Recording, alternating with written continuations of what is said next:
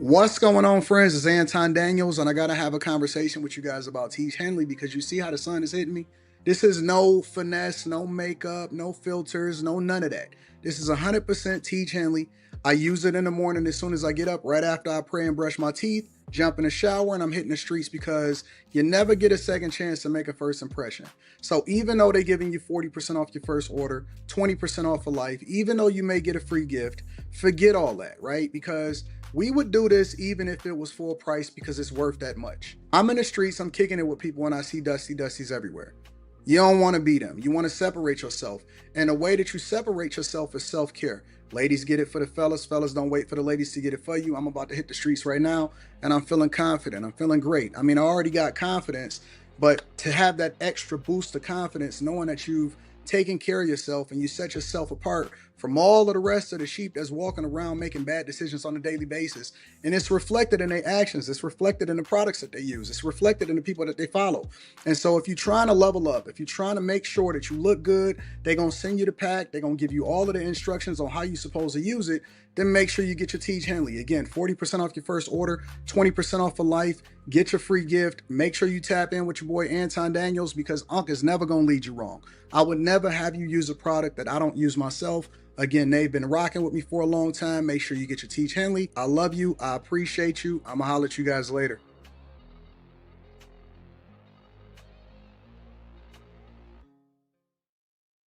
What's going on is Anton from AntonDaniels.com. I appreciate you guys for continuing to rock with me. Too much gray. Too much gray. What up, friends and family? How y'all feeling? What up, what up, what up, what up, what up? Thank you for tuning in for another edition of the Millionaire Morning Show. I'm your host, Anton Daniels. What's going on, friends? What up, OG, Tabby, Philip Hooks? It is November 20th, 2025, year of our Lord. We got like another month to get it in. The gray makes you look distinguished. Yeah, I'm going to pass on that, though. So I'm going to go ahead and hopefully I can get that fixed by this weekend. What up, Shauna? I love you, too. 5 people died in Disney World this year. That's a random stat. All this news about kids acting out got me heated. What up, Messi? Said, no. Keep the gray on McCall and cuss.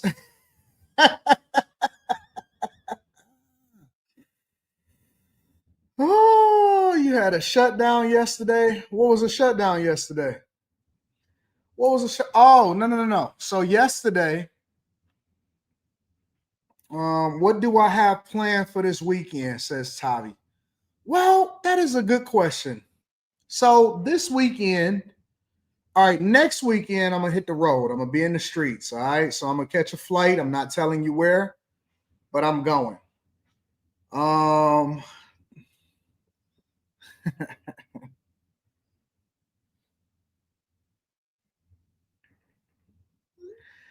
going to hit the streets, but I'm not telling you where I'm going. All right. This weekend, I got a very important meeting on Friday.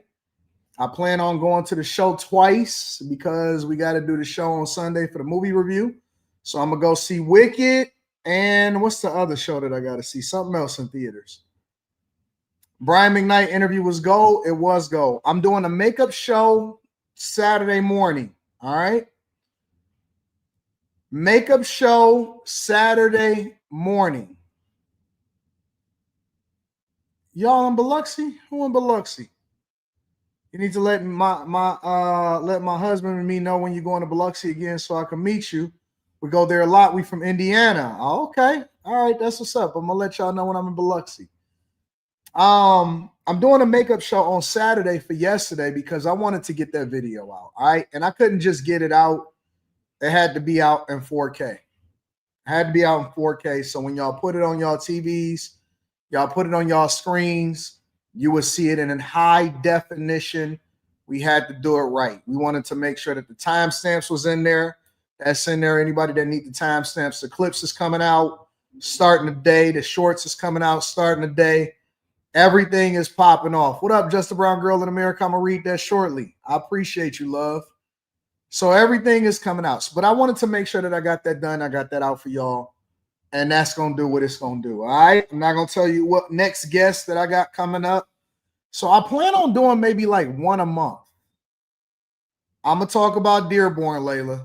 I'm going to give you my unique. Y'all may not like what I say. They may not like what I say, though, Layla. I'm going to talk about it. I'm going to give you the real. Because, see, I'm from here. Literally, Dearborn is 15 minutes up the road. I was just in Dearborn yesterday. I'm from here. I seen that sucker out there. What's his name? Let me see what his name is. Let me research him. Give me a second. I'm going to tell you who the sucker is.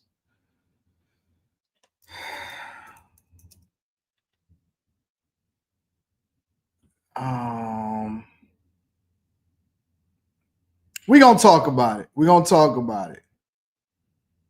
We're going to talk about it. I'm going to tell you who it is. I'll tell you all about it.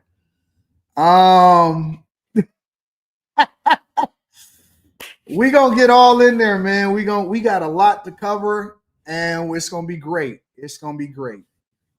I got to call it out. But I'm going to talk about Dearborn. Actually, I think I might talk about Dearborn first because I was going to talk about that woman in Chicago first.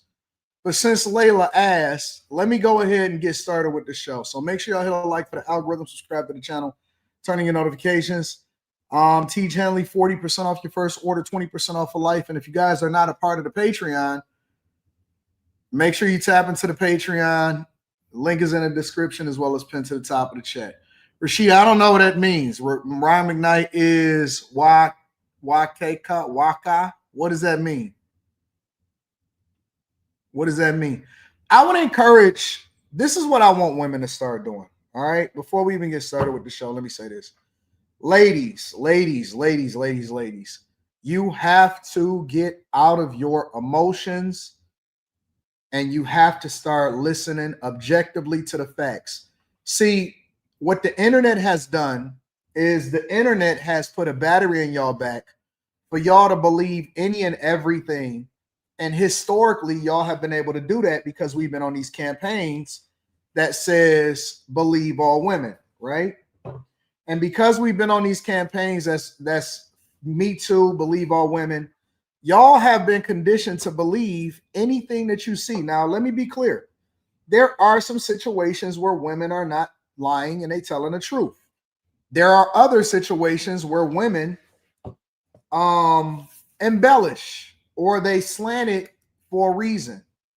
But I need y'all to actually go objectively. And I know I'm speaking to it. I'm beating a dead horse. I'm just talking. You're not really listening to none of that. You're going to do what you want to do anyway, and that's cool. I was talking to my homeboy today, and he said, Anton, you know what's so interesting?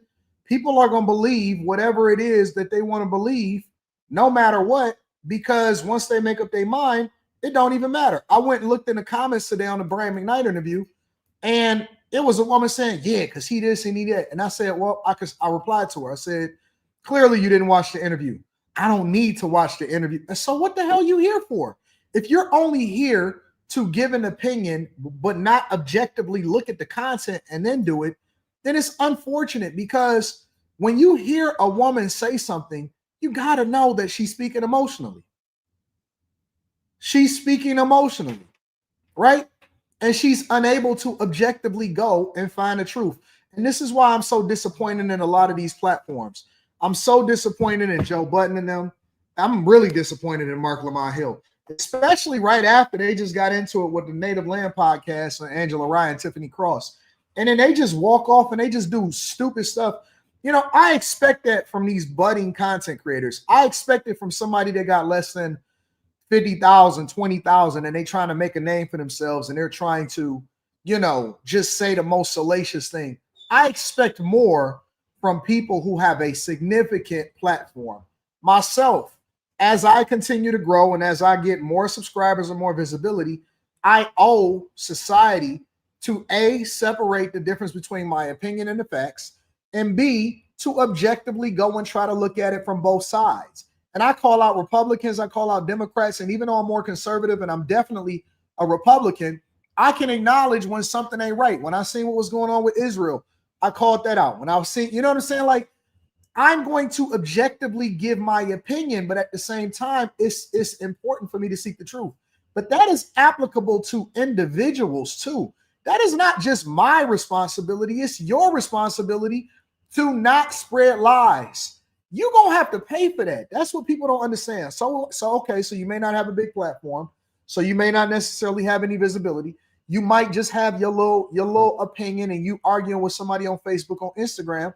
But when you spread lies about people, you have to be accountable for that. Now, you may not have to be accountable to me or anybody or your job or anything like that, but you can't just lie on people, especially when you know the truth and when you know better, right?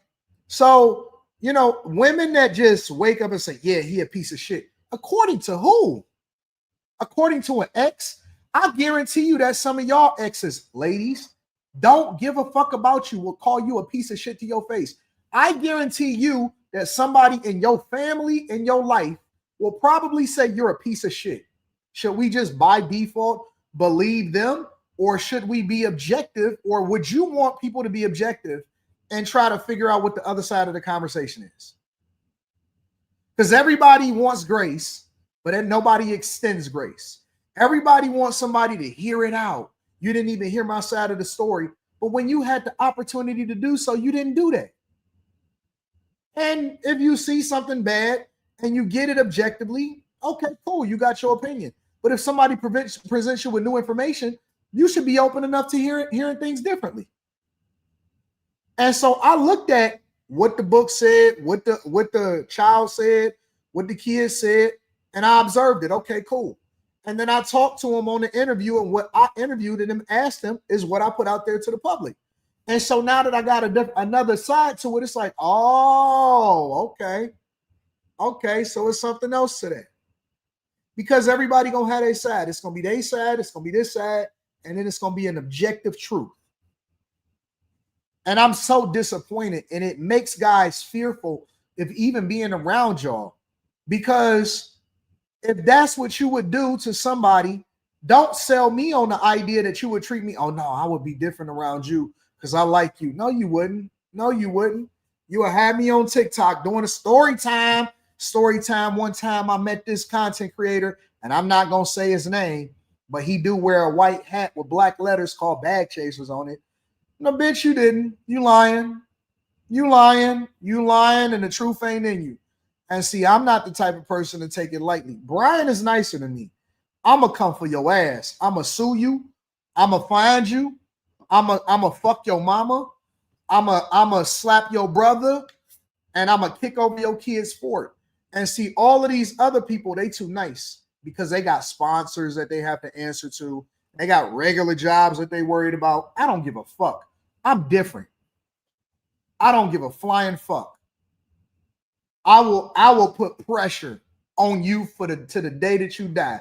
I am the content creation version of 50 Cent. I never forget. I never forget. I'm sorry, I'm gonna limit the cursing. You're right, Carissa. I never forget. And so I look at people and they say stuff about people and they objectively don't even look at the full thing. You know what I'm saying? And so I think that guys have been being too nice. They've been letting y'all get away with murder. They've been letting y'all get away with false accusations. They've been letting y'all get away with lying on them and all of this stuff. And then when he finally comes in after being quiet for so long and he said, all right, let's get to it. This is what really happened. My sons was baby boy. They had holes in the house, trees. They was destroying my stuff, and they was 25, 26, 24, 21 years old. How long is he supposed to take care of his kids? So he's supposed to take care of some grown men. You don't even want to talk to grown men that don't have themselves together. They had baby mamas on doing all kind of nonsense, getting them arrested at the border because they owe child support and stuff. And so now you think that he's just supposed to just take it. Why? Why? He been paying $23,000 a month for the first 2 years of getting divorced. Then he paid her $18,000 a month until the kids was 23 years old. What more do you want from him? So at some point he can't move on, find new love, get his own life, and keep it moving. He's supposed to keep on talking to you. He's supposed to keep on supporting you.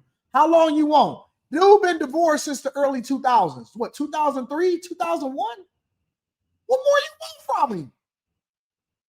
Y'all was amicable. Cool. Nobody had no problems, no trouble, all the way up until he decided to find a new chick. Now you got some bombshell, angry allegations. You got grown men. Boy, your name is McKnight Jr. You can't do nothing with that. You can't do nothing with that. So your father, most men hope that their father is even in their life. Your daddy took you on tour and you quit for some hoes. You a sucker. And I'm surprised that ain't no guys actually called this boy out. He quit over a chick. And we sitting here talking about the father. You should be talking about the son. You got a whole name behind you. You can get in just by your last name. And you're sitting here whining and complaining. Y'all listening to a man that got red hair on the internet. Have y'all seen the oldest Brian McKnight? He gave you a voice. You can sing. You got his last name. You had the leg up in society. You got everything. You had all of the stuff. You had every single leg up that you can ever have as a grown man and as a child, and you fumbled it. And we're talking about the father? Really? And we're talking about the dad? We're supposed to be talking about the child. What's wrong with y'all? You're Clarence. You went to a good school. Your dad and his brother was the leader of Take 6. They took you on tour and you quit the tour with 4 dates left so you can go and hang with a hoe? Man, get out of here. This dude, man, we got to stop, bro. We got to stop. Y'all speak with forked tongue. On one end, you want men to man up and be the men that they supposed to be. On the other end, you want to hold the father accountable for not baby boy and the son still.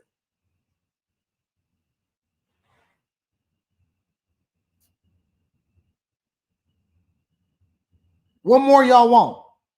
Grow up. Crazy. And women, y'all got to do better. Women, you got to do better. Y'all got to do better. Seriously. You got to do better. We tired of y'all. I'm going to keep it 100 with you. We sick of you. We sick of your bad attitudes. We sick of your lying. We sick of you resharing stuff that's not true. We sick of the people that you follow on the internet. Why y'all all following these messed up sites? Why you following the Shade Room and World Star? All y'all listen to and look at is Real Housewives of this. It's everything y'all got is drama and trauma. What you think that you're going to be living your life like? We tired of y'all. And then y'all keep coming on the internet talking about, it's hard out here, story time. I don't remember the last time I seen a woman take accountability for the life that she have in life. Everything is somebody else's fault. Everything is his fault. Everything is his fault. When you gonna take some ownership and response? That's why you like this stuff. That's why you addicted to sharing drama and getting mad at men. Y'all leading each other in to break up y'all households and marriages. Like, I can't, bro. I've seen so many videos, so much stuff in the comments of women that's saying, yeah, I'm leaving a good man. That's the trend right now. Leave a good man. What else you want? What else you want? I need an emotional connection. All right. Cancel that hoe then. Get her up out of there, bro. Get her up out of there. It's not enough.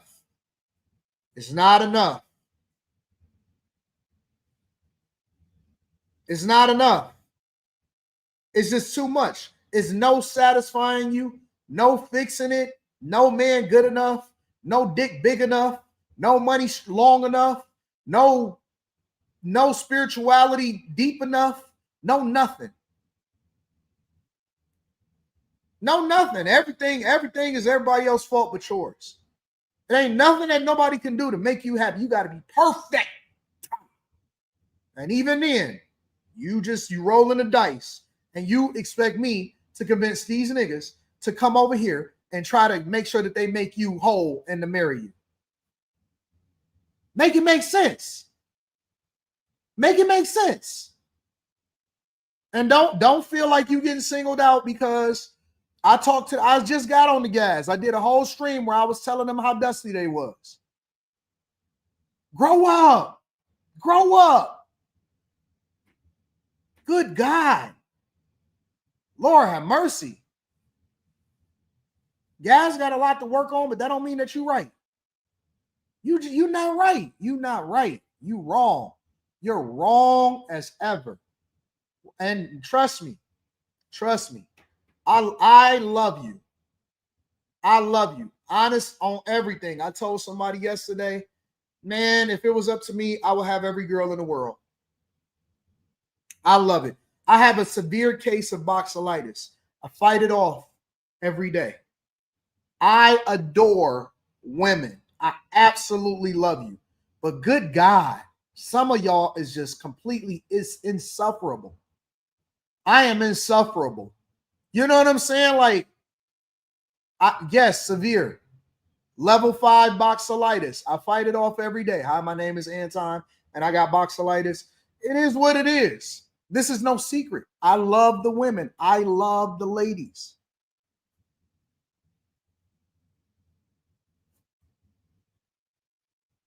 I wish I could have y'all all at the same time, all of y'all laid up all across my body, making me feel good.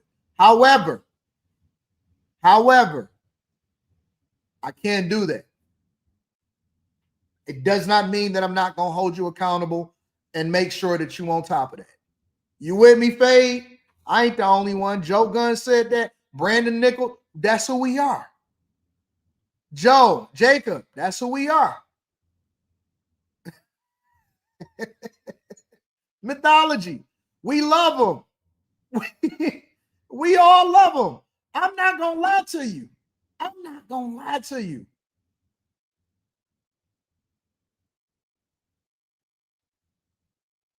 You know what I'm saying? That's just the way that it is.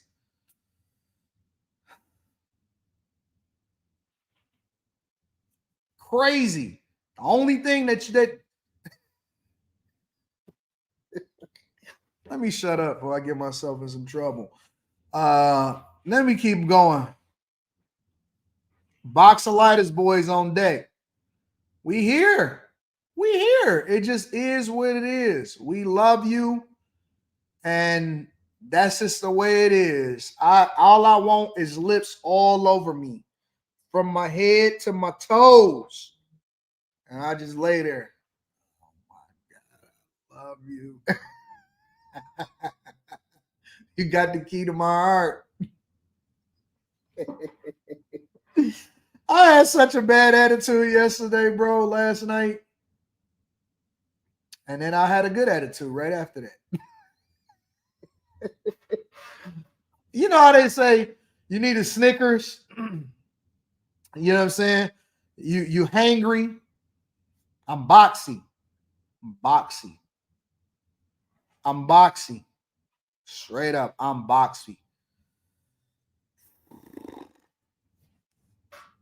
I'm ready to get started with the show. Make sure you guys hit a like for the algorithm, subscribe to the channel, and turn on notifications. I'm saying, Slimmy, we got to figure this out, bro. Many of men have tried to figure it out. I just learned how to just roll with it. This is what it is. We fall down, but we get up. We fall down, but we get up.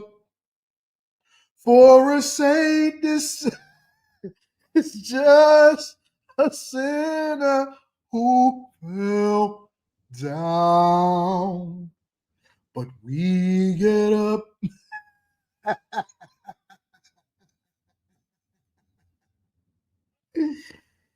Oh I'm falling. Shout out to my dog Ray Sean getting to it. I can't even show you what he showed me because that boy making so much money. Courtney Yeager Show says, you the blueprint, and I'm following you. If y'all not a part of the Patreon, link is in the description as well as pinned to the top of the chat. John Teal says, thanks for the comedy. I appreciate you, John Teal. My dog, Mike That Dude. What up to Mike That Dude? I appreciate you, Mike That Dude.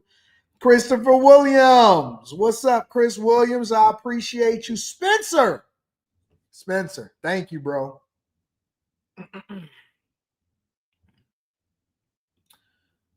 If I can't handle box, man, I'm just call me out. Call me out. Coach, sub me out. I'm retiring. I don't even want to play the game no more. If I can't handle box, I don't want to play the game no more. Christopher Williams, I appreciate you, bro, for always holding me down. Samuel, thank you, Samuel. I appreciate you. Samuel says thank you for that covering the Chicago mother. I'm on it. Tim, what up? Tim says good morning, fellow bag chaser. I appreciate you, Tim. I don't want no parts of that. You know what I'm saying? If it ain't you at stage one, if it ain't no box at the end of that rainbow, Keisha, call me out. So, time out. Back hurt. Plantar fasciitis. Yeah, call me out for the season. I'm out, bro. I'm out. Call me out for the season. Seriously. I don't want it. Says I got to think outside the box. Why? Why do I have to figure it out, think outside the box? I'm not doing it. I refuse. I'm too rich. I'm too pretty. And I'm too sexy. I'm too rich, too pretty. I work too hard to not to have to call outside of the box. I'm not doing it, Renee. I'm not doing it. I'm too successful. I'm too helpful. Let me run down my resume. I'm a community advocate. I donate to the poor. I take care of and I employ a lot of people. I ensure that I do the right thing. I pray. I'm spiritual. I'm a great father. I'm a phenomenal husband. Why should box be off the table? I should have an overflow of box. I have sacrificed myself for the betterment of mankind. Box is the least I should get. Shoot. I can't have no box. Don't nobody deserve no box. Y'all ready to get started with the show?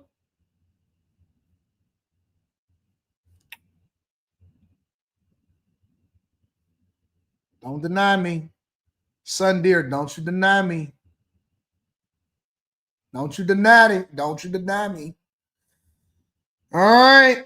Let me get some of these super chats, and then we're going to go ahead and rock out with the show. Self-Made Forever says 5 people have died in Disney World this year. That's crazy. What they died doing. Brandon Nichols says, hey, did you hear about Christopher Lewis Wallace? It's a horrible video, but be careful. Be cautious if you watch it. I'm not going to watch it, man. Just tell me. Give me the cliff notes. I don't even want to see it. Rashida says, I'm here in the chat. I can tell you people are outraged. The mom is getting a lot of support, and we want those kids and parents to receive consequences. I'm about to address it right now. Look at Brown Girl. Brown skin. You know I love you. Brown skin. Brown Girl, just a brown girl in America, says, offering thanks for all that you do, plus you're hilarious. That's my girlfriend. That's my new online girlfriend. Yo, I'm going to just tell you for real. Honestly, I was chilling with her in person. I wasn't expecting it. Shape was like an hourglass. Abs was getting to it. I said, oh my. God bless America. God bless America. And Michelle, St. Just a brown girl in America? What waste is this thing? Yeah. God bless America. What up to all production? What up, though? Johnny Mac says, what happened Tuesday night when the show got cut off? I don't want to talk about it. I don't want to talk about it. Brandon Victor says, super sick. Y'all got to see some of these girls in person. They beautiful. They gorgeous. Brian the Filmmaker says, not gonna lie, you made my day so long yesterday. The show makes my day go by so smooth. I got you. Lock in for the next 3 hours. We here, baby. Brandon Victor says, Anton, quick thoughts on a 33-year-old going into HVAC trade. All trades are good. Just when you go into it, learn all you can, but look to learn so you can create your own business. You know what I'm saying?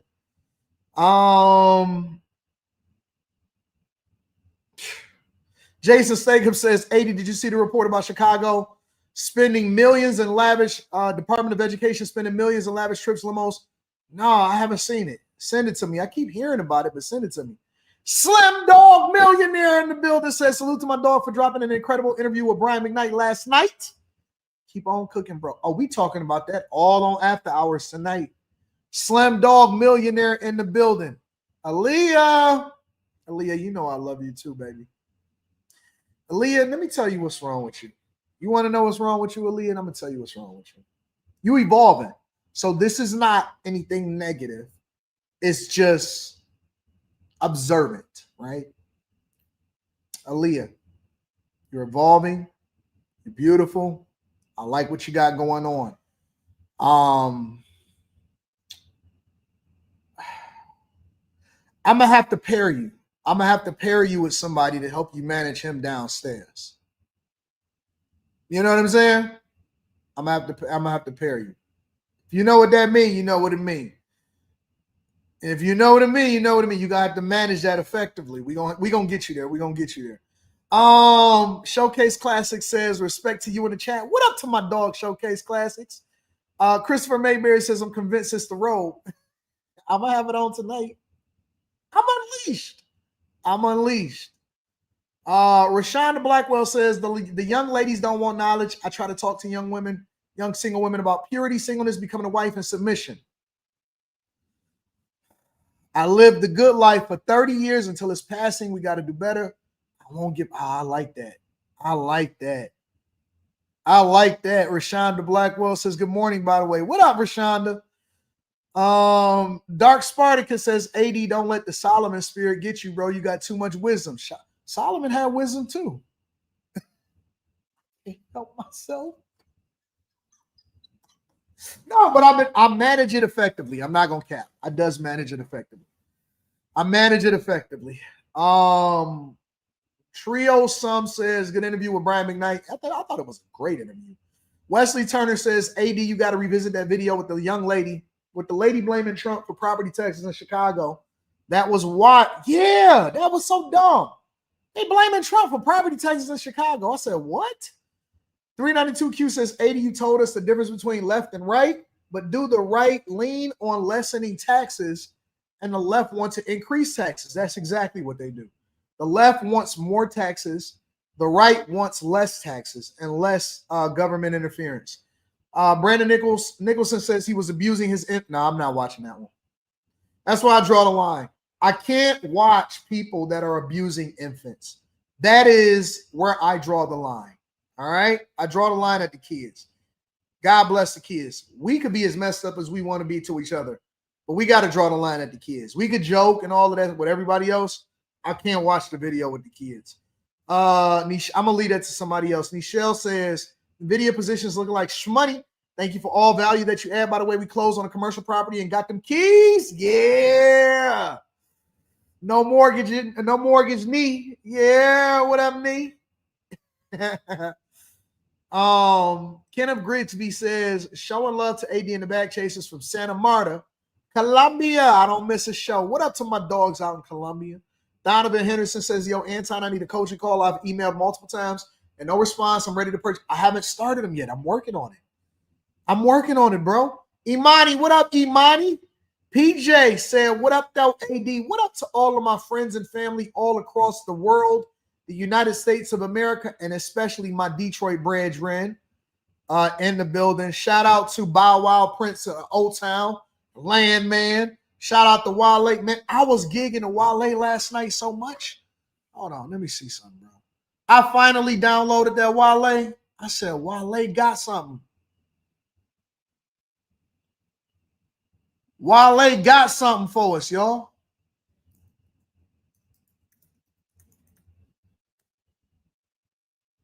I said, Wale getting to it.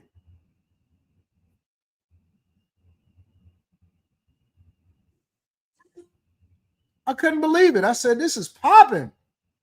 Life, back to reality, back to life, back to reality. They say the stream's fake, the bots running this thing, wait. Still I gotta make that bands come out. He said I did this for Slimmy. Door size, this is my free play. I'm in turning from my barber, get your free fade.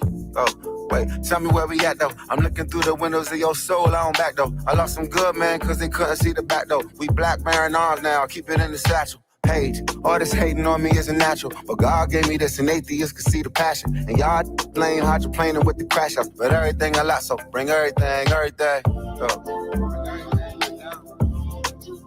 In the belly of the, in the belly of the, big. In the belly of the.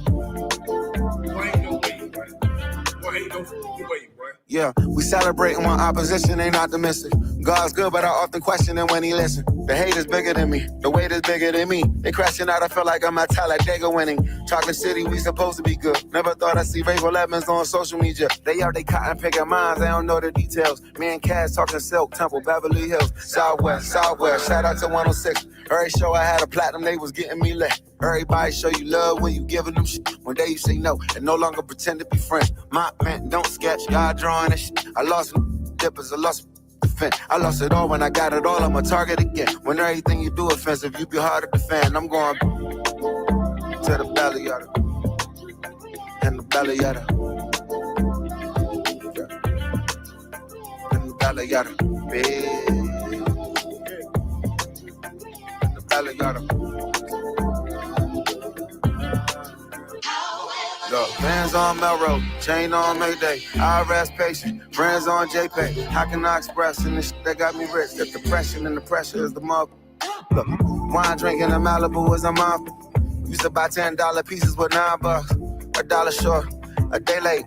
Broadways, I'm sorry, I'm not for play. Smoke, conversations I vacate. They all say we brothers, I feel like I'm Bison Daylight. Yeah, I got the stripper from LA. My cousin just had a wedding, I put her in the gala. Yeah. Maybe I'm way too careless, or maybe need to appear to my parents, I'm on the same wave. Look, the ebb and flow of this talent is like a balancing act, but my parents gave me my stage name. Bands on Melrose, chain on Mayday, IRS patient, friends on JPay. How can I express in the shit that got me rich? The depression and the pressure is the mother. Look, friends on Melrose, chain on Mayday, IRS patient, everybody waiting. How can I express in the shit that got me lit? The depression, the pressure, the mother, same thing. In the belly of the. In the belly of the, yeah. In the belly of the, big. Shout out to Wale. I like your album. I love your album. That's a little different for the people. That's for the people that like women. You know what I'm saying? We don't always want to beat everybody up. Sometimes we just want to chill and hang out and clean up the house on a Saturday morning. You know what I'm saying? We don't always want YN music. Sometimes we like to have something nice next to us that we can feel on their thighs. That's what I like, and I feel it. I was riding into the studio from the suburbs. I said, I like this. I like this, Wale. I like what you got going on over there, big dog. That's for men that like women. You know what I'm saying? Yeah. Shout out to Wale. All right, y'all. We're going to continue to read super chats throughout the show. Make sure y'all hit a like for the algorithm, subscribe to the channel, and turn on your notifications. Lock in for the next 2 hours and 30 minutes. We're streaming for 3 hours today. All right. I'm going to give y'all a choice. So you want to start in Dearborn, Michigan, or do you want to start in Chicago? In the belly of it. Base. We're going to cover both of them. I'm wondering which one y'all want to start with first.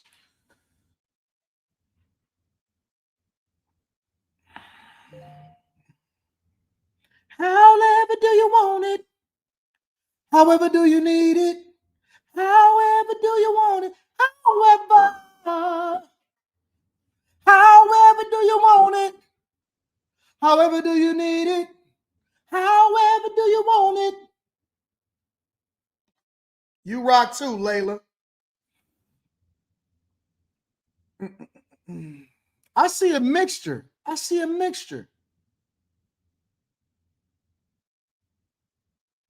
Chicago? All right, we can go to Chicago.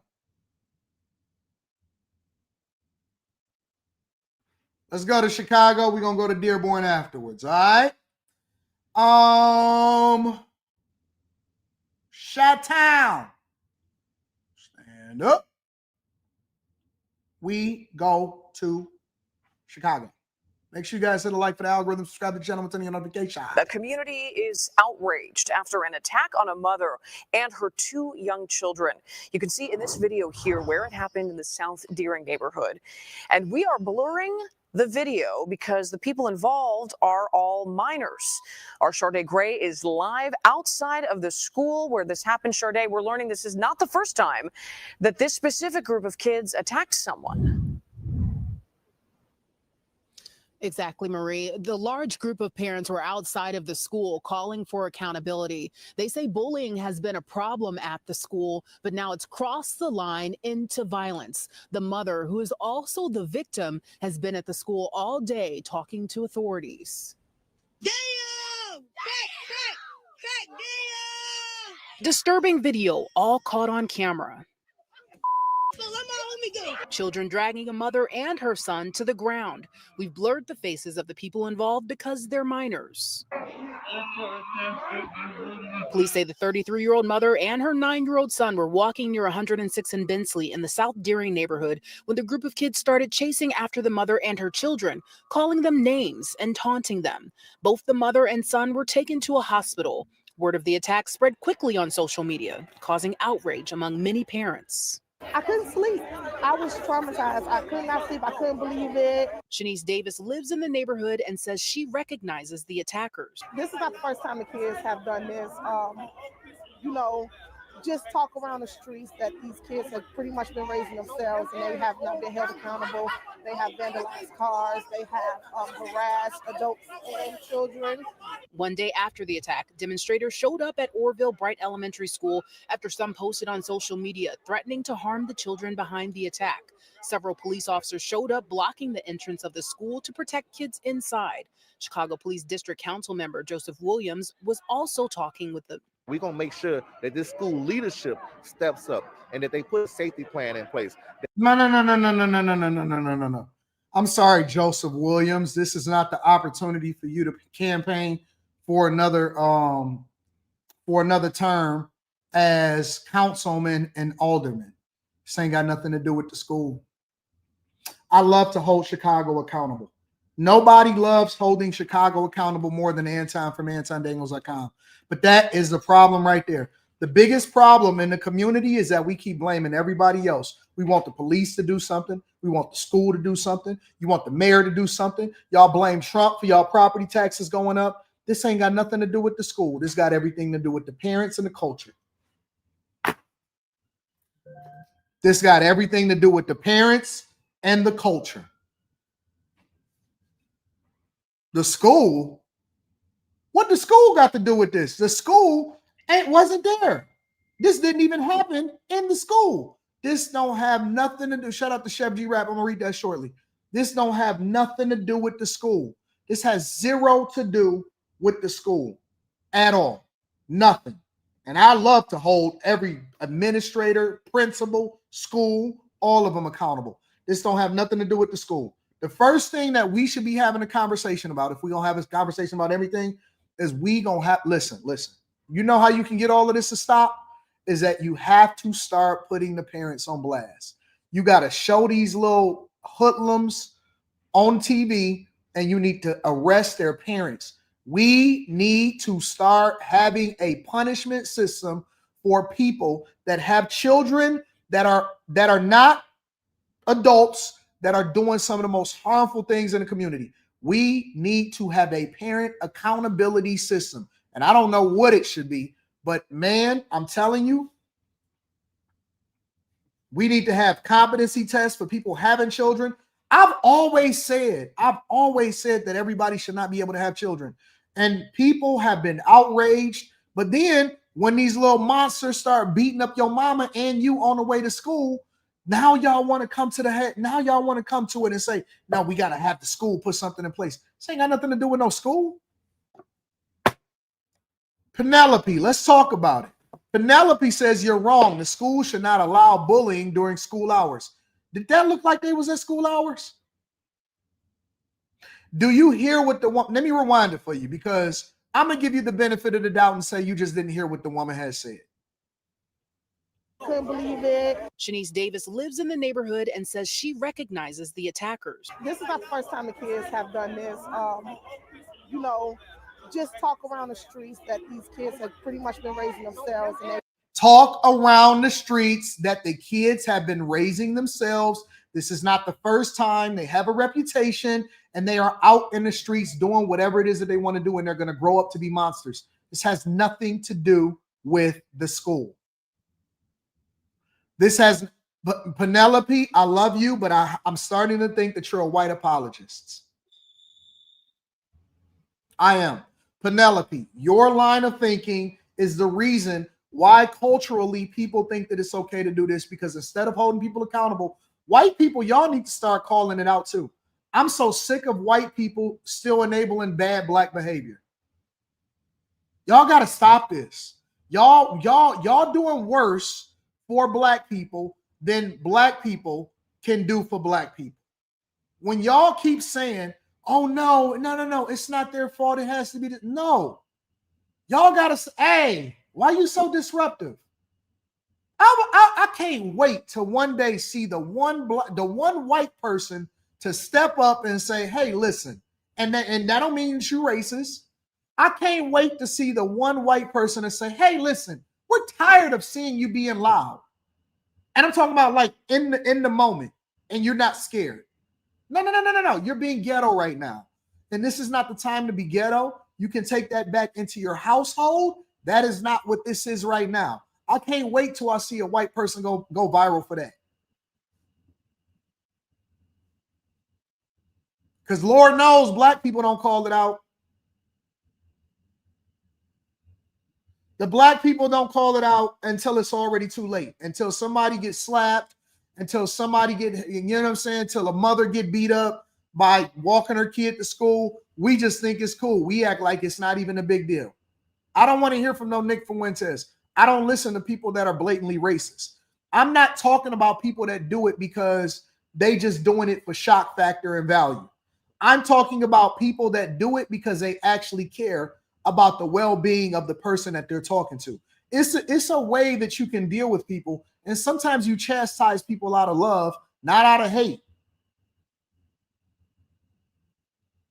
Chastising people out of love, not out of hate. It's a difference. It's a difference. And no, the school don't need to be held accountable for this. they have not been held accountable. They have vandalized cars. They have ain't nothing wrong with Penelope. And children. Y'all leave Penelope alone. She's talking. She's engaging like everybody else. One day after the attack, demonstrators showed up at Orville Bright Elementary School after some person on social media threatening to Penelope, listen.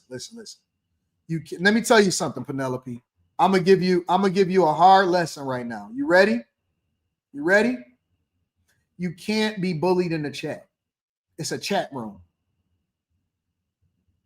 It's impossible to get bullied in the chat, Penelope. It's impossible. This is little avatars. These are characters. This is a series of ones and zeros. It's going to come on. Put your big girl pants on. It's a chat. It's all trolling. It's all trolling. You can't get bullied in the chat. You can't get bullied in the internet. Come on, you got to put your big girl pants on. Even if you're not wrong, you're going to have to put your big girl pants on. All right? Ain't no such thing as bullying in the chat. Armed the children behind the attack. Several police officers showed up blocking the entrance of the school to protect kids inside. Chicago Police District Council member Joseph Williams was also talking with the We're going to make sure that this school leadership steps up and that they put a safety plan in place, that they put any plan they need to put in place to make sure that these babies feel secure. Bullying should have a zero tolerance behind it. Shut up. I can't stand people like this. You aggravate me. Bullying should have a zero tolerance behind it. Shut up. Well, this ain't bullying. This is abuse. This is gang culture and activity. A little bit of bullying ain't hurt nobody. You know what I'm saying? We all need thicker skin.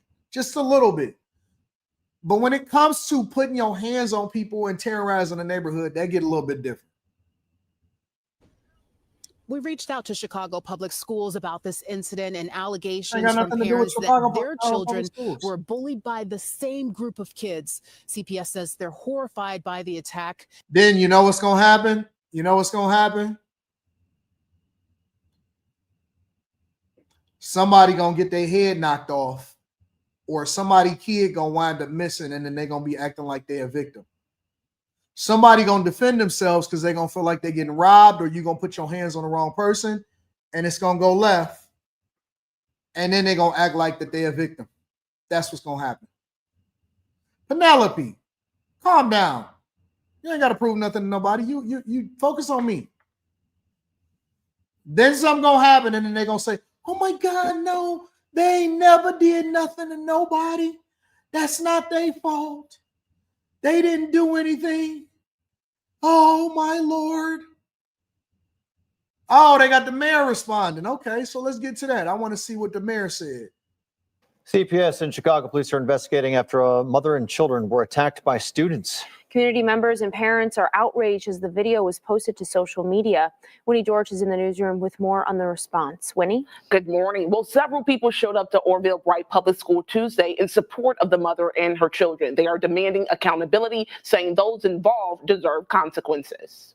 Absolutely, just gut-wrenching. It's appalling. Mayor Brandon Johnson is frustrated after watching this viral social media video. It's caught the attention of those out of state. A Chicago mom, 33-year-old Korshonda Hatter, and her two children were attacked by students in the South Deering neighborhood near Orville Bright School. We want to make sure that those individuals who are involved in this brutal attack, that there is accountability. But there's also something very disturbing about children carrying out such a violent act. There's clearly a need for some intervention there as well. I hate Brandon Johnson more than any other mayor inside of the United States of America. I genuinely do. I can't stand Brandon Johnson. I wish we just had like a Trump-like person in every mayoral office in the United States of America. I really do. I just really do. Brandon Johnson aggravates me to my core. He aggravates me to my core. And I don't know why. I don't know why. He just another shill in place just like everybody else, but he aggravates me to my core, Kirsten. To my core. I do not like that dude. I don't like him at all. Was here Monday afternoon near 106th and South Bensley. A normal walk from home turned chaotic. At one point, Hatter and her kid ended up on the ground. They were literally waiting the way we walk home just to jump all of us. So now we waiting. Just to jump all of us. So I asked my kids to come to the next side of the street with me so they wouldn't get jumped. So we kept walking. They followed us all the way there. And then they still fought us. They fought my son. They hit my son first, all in his face. Then they dragged me in the grass and pulled my little baby hair. Hatter and relatives met with school administrators and city leaders Tuesday morning. CBS says they are working with city departments and agencies to provide support to Hatter and her children. But all them people is clout chasers, bro. That's all they are. I don't, man, listen, man. This is all fake love. Y'all saying that the city is outraged. The city ain't outraged. I don't believe it. I don't believe it. This is all fake love. Fake thug, no love. You get the slug, CB4, Gutso. Gusto, you're nuts. So I didn't know the love. Man, this is all fake love, man. Every last one of them people got their phones out. This is all fake love. All of them people have their phones out. This is clout chasing. This ain't love. This is fake outrage, bro. You know how I know if somebody actually care, they would actually do something better in their own household. You know, whenever somebody asks me, let's say, for example, I help somebody get some money or become successful, or I interact with them to the point to where I help them save their relationship or whatever. You know what people say to me? You know what they say to me all the time? Oh man, I want to add value into your life. What can I do to you? What can I do for you? And you know what I say to them? Same thing every time. The best way for you to show love to me is by making sure that you good. Is by making sure that you get yourself to a point to where you an asset. You get yourself to a point to where you growing and you can add value and you're not in the negative. The best way for you to show love to me is by doing what's best for you. You can't pour out of an empty cup. You can't do nothing for me. The only thing you can do for me is do for yourself. Every last one of them people is fake, bro. Let me not say every last one of them because I'm only looking at the whole crowd, but everybody is like this. Everybody like this. They all recording. They all pointing the phone at her. Trying to get their clout off, trying to get they Facebook up, that they trying to get their points off, man. I wouldn't trust nobody. I wouldn't trust none of these people, man. I don't trust none of them. They all got their phones out. Look, man. Look. That's fake love, no love. Fake thugs, no love. You get the slug. Look School at administrators and city leaders Tuesday morning. CBS says, what the fuck is that? What is that? We so fake. We so fake, bro. We so fake. We're going to come together for the community, then fix your fucking neighborhood. You know who the killers are. Everybody that's seen these little niggas walking around every day, terrorizing people. Now you want to come out because it made national news, because it's big on the internet. Now you want to. What do you do when there's no cameras around? That's the question that we have to ask ourselves. When we have these conversations, what do you do when the cameras are not around? When there's no Facebook, when there's no live to go to? What do you do? What do you do? I don't believe these people. Man, get out of here, bro. This is all cloud chasing. Get the phone out of my motherfucking face, bro. I'm sorry. I ain't supposed to be cursing. I'm sorry I curse. That's just what it is. I'm not going to try not to curse no more. I'm just going to try not to curse as much. What, bro. When the cameras go away, there will be no more marches. There will be no changes in the community. There will be no accountability for the parents. And there will be no changes in how we fix our communities. We know every single thing, who's doing it, who's doing what houses is the crack houses, the trap houses. We know who the abusers are. We know who the pedos are. We know who the people that's out in these streets doing some of the worst things. We know the guys that's going to the high school picking the girls up. The girls is not keeping it a secret about their boyfriend being 22, 23, 24 years old and they 15, 16 getting picked out of high school. We know everything. Oh yeah, it is office talk. You're right, Black Cobra. I agree with you. But you don't think the people in the office curse? People in the office curse. We know it all. Why y'all acting like y'all don't know what's happening in the community? I'm not going for it. I'm not going for it. Make sure you hit a like for the algorithm, subscribe to the channel. I'm not going for it. That's fake outrage. Fake outrage. The way that you really support is to solve for the problem. Shout out to Tropical Empress and Spirits that's standing on business with some extra shenanigans. That's a fact. It's a fact. And we also know that they ain't got no men in the house either. Imani says, enjoying every day, AD. Thank you for the good Black example. You're welcome, baby girl. You're welcome. I don't know about good. I gotta make sure that I don't have a flare up. You know what I'm saying? Manny Plays PC says, a lack of morning show yesterday had me scratching my neck like I was a crackhead. Maybe it's good that I break it up sometimes and just randomly say, you know what, I'm not going to stream today. I'll make it up on a Saturday. You know why? Because maybe y'all don't appreciate me the way that y'all should. See, in the middle of the week, you ain't had no, day was long. Y'all had a long work day. You was cantankerous, aggravated. You was easily irritated. Your boss couldn't tell you nothing. You had an extra long lunch. You was sleepy. You didn't know how to get through your day yesterday because you don't appreciate the fact that Anton from AntonDaniels.com be out here cooking. You don't appreciate the music. You don't appreciate me going off on a chat. You don't appreciate me holding men and women accountable. You don't appreciate the news stories. You don't appreciate the fact that I stream 3 hours a day to keep you entertained. Yep. Says stop playing AD, you gonna mess up our schedules. You took a 15-minute nap.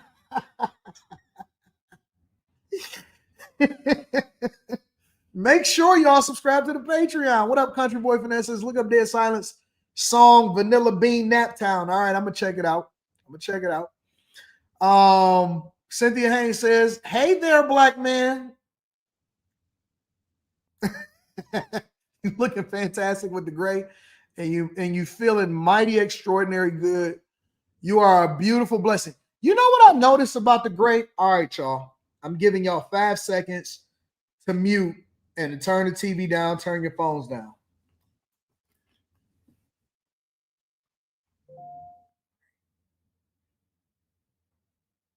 All right. This is what I know, and I don't know if it's just me. Fellas, y'all let me know how y'all deal with this, all right? What y'all think.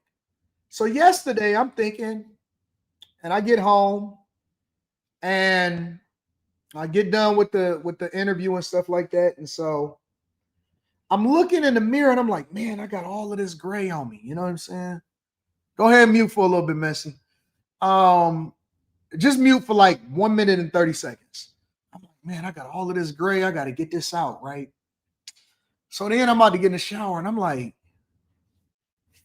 I'm looking extra girthy today. And I'm seriously, I just love myself. Don't worry about it. I love myself. And I look down like it's extra girthy. And I don't know if the gray makes it extra girthy. It's like when it's black, it's regular. But when it got the gray, it's like girthy. Am I the only one?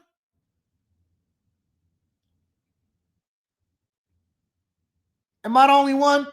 Fellas, y'all tell me, is it a difference? I warned y'all, first of all, I warned y'all. Is it mental? No, don't sit here and say, man, I'm at work now. Because I told you, I gave you a warning.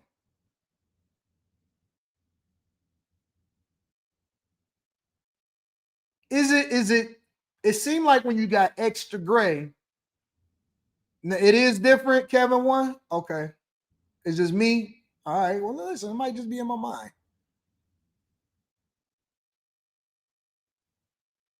It might just be in my mind.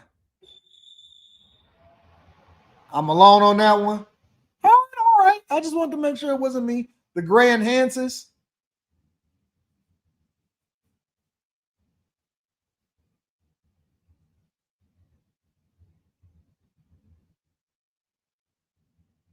I'm not talking about gray. I don't see no gray down there because I'm a dolphin. Smooth as a dolphin in down there. All right. All right, let's continue on with the show. What up to Cynthia Haynes? I appreciate you. Zach says these little YNs are one step away from Mama saying he was a good kid. Facts. Play with my baby. It's gonna be some flower bringing and slow singing. You heard about blacks trying to cancel Nicki Minaj for her speech at the UN meeting about Nigeria. Even Amanda Seales says she's wrong. Who cares? Y'all listen to Amanda Seales? Let me see if y'all listen to Amanda Seales. I thought she fell off a long time ago.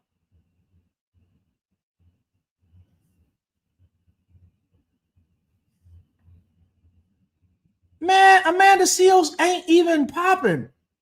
When did she start becoming a spokesperson? Nigga, do you see this? I would quit streaming. She streamed for 3 hours with a whole episode and had 3,000 views as Amanda Seals, a person that was on TV.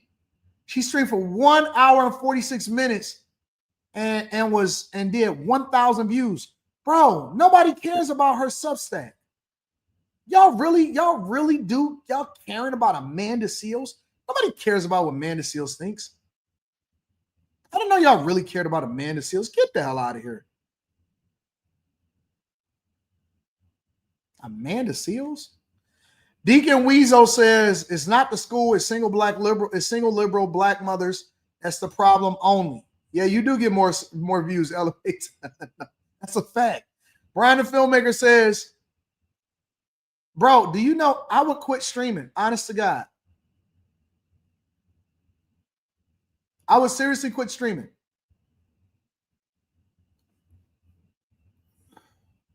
I would quit streaming.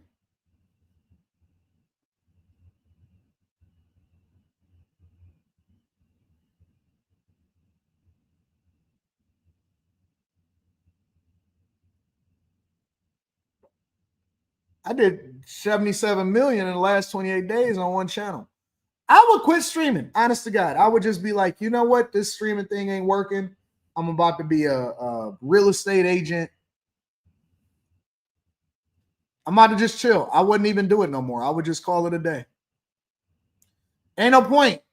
It ain't no point. It's a wrap. It's a wrap then. We love to say women don't like to be held accountable, but if we being real, black culture don't like to be held accountable, passing and blaming like a blunt. I agree with you on that one too.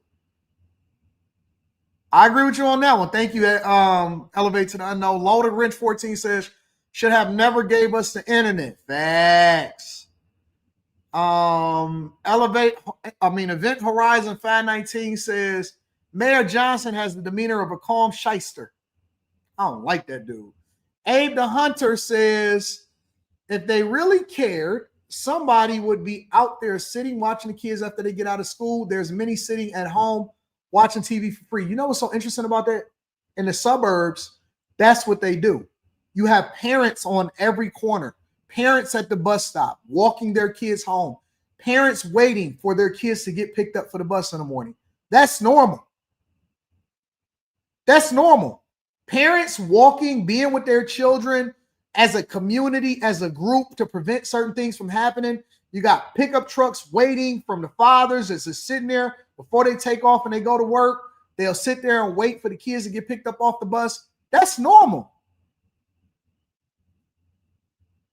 Marty Slice says, Tom, just got my third raise of the year for my corporate position. Blessed. Between you and ET and his crew, y'all stress, bringing value. Let's go to the bag chaser. Shout out to you, Marty Slice. Jason Statham says, Yasmin St. Patrick, mother of the teen aggressor, was pretty unremorseful in her Facebook response. Both parents deactivated their pages after getting dragged. Be a Man podcast says, I can confirm it does get bigger as you get older.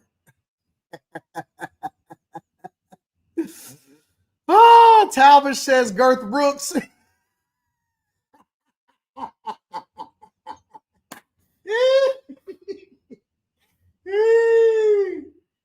Oh man, y'all some ignorant people, bro.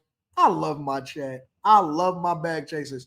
I guess I unmuted too quick because now my granny will know why you call yourself a dog. Ray C says, AD, you hold it down for the black community. Clearly, does it bother you that people act like you ain't, like you anti-black community because you hold us accountable? No. These are not real people. They're not real people in a lot of instances, bro. Seriously. And that's true. A hate comment and a hate watch and a love watch, it equals the same in the algorithm. So no, it doesn't matter because I think tomorrow I get a direct deposit. I sure do. I sure do. I get 2 direct deposits tomorrow.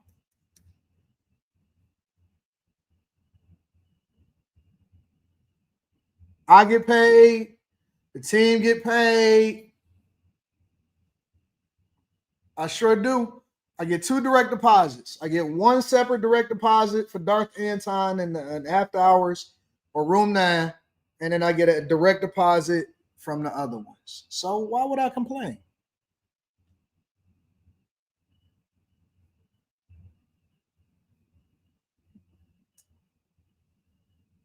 No, I ain't tripping. No, we good. We good. Let me see what else we got going on out in these streets before we wrap it up. Jay says, hey, why am I not? Jay says, after I buy land, where you think I should drop money? What do you mean? Keep putting it in the stock market. Oh, wait a minute. I spotted a Dusty.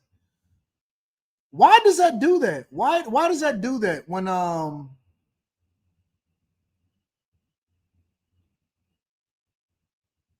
there. We got a white man in the chat, a snow hair, says, bro, you're straight obsessed with your bags. Nigga, I'm a bag chaser. What the fuck you think I'm gonna be doing? What you think I'm on the internet just because it's fun? Of course I'm obsessed with my bags. What do you mean? What you think I'm here just because it's a fun thing to do? Nigga, you think I'm gonna be hanging out on the internet, live streaming with 0 people watching me? Nigga, I'm a bag chaser. That's what the hat says. Literally, I am the king of the bag chasers, dummy. Nigga, what you doing all day? Nigga, do you go to work because it's fun? Huh? You don't see me telling you, nigga, why you ain't put the cream cheese at the top? Do you see me asking you every time I go into the grocery store, where's the Cheez-Its? No, I don't chase you down to ask you why you don't have your Walmart vest on every day, do I? Do I? Do you like putting your Walmart vest on? What do you talk about when you stocking shelves? What do you talk about? When you're at work, what do you talk about? Let's take a moment to discuss this. Do I bother you when you sweeping floors? No, I don't. And that's a respectable job. So do your job. Let me do my job. If you was as good as me at doing my job, you would make what I make. Oh, now I'm an asshole. Facts. Well, call me what you want. Just don't call me bro. You're an asshole. You curse white. You type white. You type white. Did you know that? You type white. You're an asshole. I feel you, bro. I feel you. I feel you. I understand it. I would be pissed too. I would be pissed too. I get called that every day. Just don't call me broke. Just don't call me broke, my nigga. We good. Thank you for subscribing to the channel. Even though you used to ride with me, but you still here. Don't mute. Don't send him to the shadow realm. No, let him type. Listen, this is what I keep telling y'all. This is what I keep telling y'all. A hate watch and a hate subscriber is sometimes more profitable than a person that is saying that they rock with you, but they don't watch you. I'd rather have somebody that hate me than a fair weather fan. Don't mute them. Why is it doing that? Every time that I hit that, it does that. Man, they got to fix their software bad, bro. They got to fix their software. Anyways, let them stick around, bro. Let them rock. What else we got going on? S&P Chase, bro, this is stupid. Every time I hit a comment, it messes up. They got to fix this, bro. They have to fix this. Seriously. They got to fix this. Tropical Empress, I'm going to read that shortly. You see that? Am I disappearing? Siri, stop. This software is crazy, bro. We got to get this together. They got to get it together by tonight. Make sure y'all hit a like for the algorithm, subscribe to the channel, and turn on your notifications. I'm not disappearing. It's just a blur. All right, I'm not going to worry about it. Let's go over to Dearborn, y'all. I heard that. Actually, I seen it. I seen some protests over in Dearborn yesterday. And I want to deep dive into it. Make sure y'all hit a like for the algorithm, subscribe to the channel, and turn on your notifications. Let's get to it. And now to dueling demonstrations in Dearborn. Words of hate leading to clashes and drawing a response from the city's mayor. Late this afternoon, police telling 7 News Detroit that they had to arrest 3 people for disorderly conduct. As you can imagine, residents and business owners were stunned by the anti-Islam rhetoric Tuesday evening that spilled into City Hall. Today, 7 News Detroit reporter Tiege Braddock caught up with residents who say hate has no home in their community. Things are calm here in Dearborn right now, but that wasn't the case on Tuesday as tensions flared between anti-Islam protesters and Dearborn residents. We live in peace. We love everyone. This is Dearborn.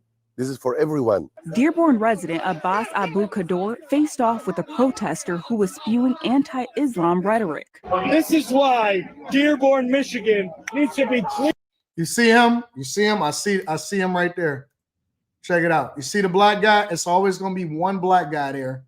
And it just so happens to be that Andre Williams dude. You remember the dude that got beat up during the No Kings protests? Of course he's going to be there.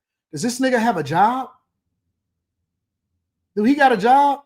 Dearborn resident. You see him right there, the black guy right there in the middle? President Abbas Abu Kador faced off with a protester who was spewing anti-Islam rhetoric.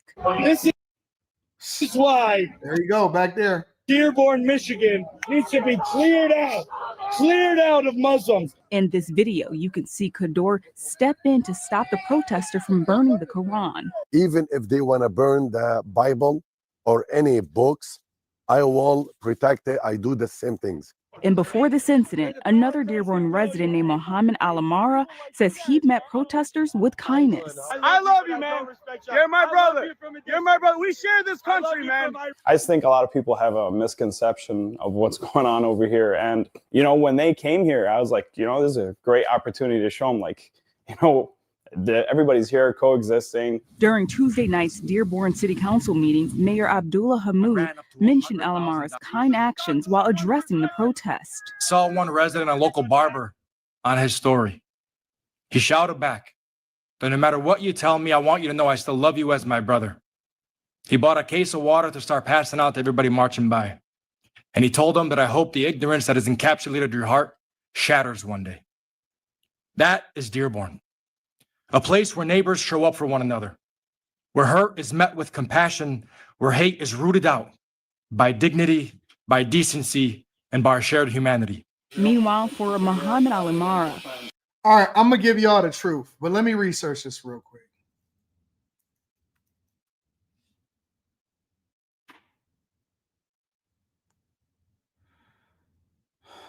What you gotta say? What you guys gotta say? How do you feel about that? Sorry about freedom of religion, freedom of speech, but we all live in the U.S. I can't stand that dude right here. I can't stand him.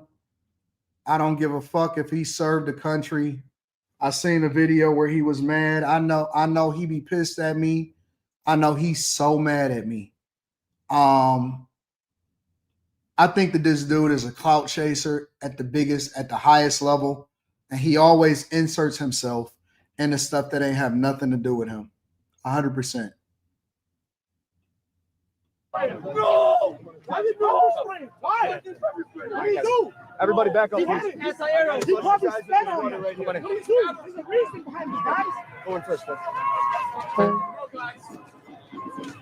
Yes. Hey, give me some milk. Give me some milk. Some milk. God is good. Hey. Hey, yo, guys. Hey. Yo.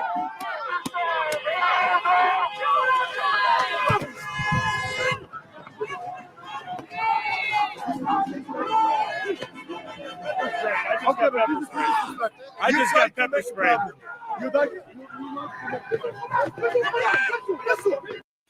Let me tell you the honest to God truth about Dearborn. All right. No, they didn't let him on the bus either. Let me tell y'all the honest to God truth about Dearborn. And I'm going to be 100% objective and I'm going to be honest. All right. As a person that has lived here my entire life, as a person that interacted with Arabs and Muslims in Dearborn for almost my entire life, I used to work over there. Literally, I used to work in Dearborn, Michigan. That's where the steel plant is. Off of Miller Road. You take Schaefer, you go through Dearborn. Used to be on Ford Road, over by the Ford drive-in, the Ford Wyoming drive-in, the whole 9 yards. It's a lot of people that's commenting because they don't understand the culture here. All right. And I see the narrative. And this is the thing that I hate about the right. This is the thing that I hate about the right. They're going there and they're burning up the books. They setting it on fire in the middle of the street, but then they saying that it's a protest, right? They go over there and they cause a problem, but they not from there and they don't own no property there. And I'm a keep it 100. And I know that it's going to be a lot of people, especially conservatives, that disagree with me. I stand on this. Number one, if you are illegal in this country, you should not be here. If you are illegal in this country, you should not be here. Nobody in Dearborn is burning an American flag. Stop. And if they do, then they should be held accountable individually. If you are an illegal migrant in this country, you shouldn't be here. But if you are legal, nobody can tell you that you don't have the right to be here.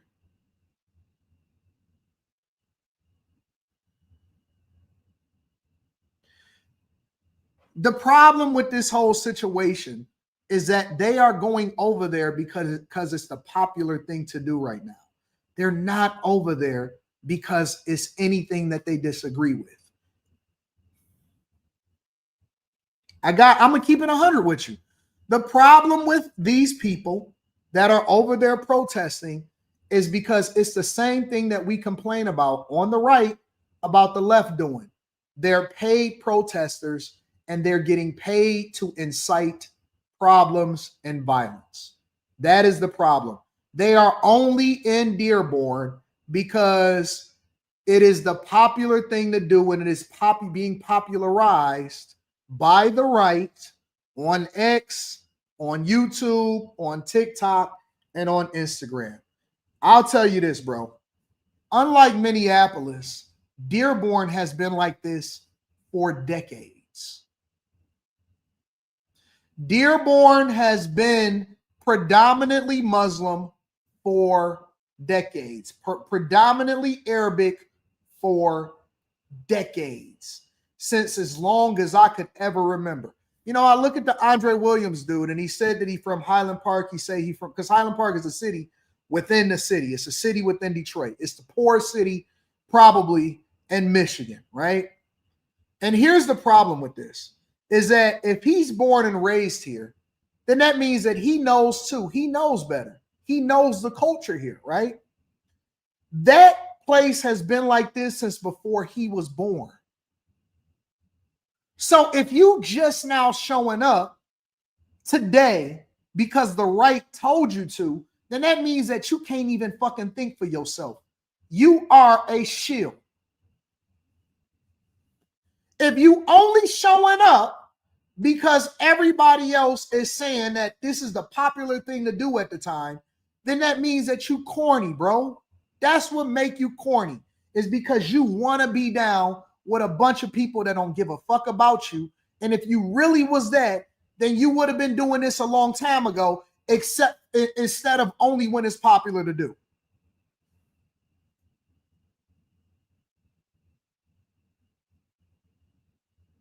I'm just telling you the real. I'm keeping it 100.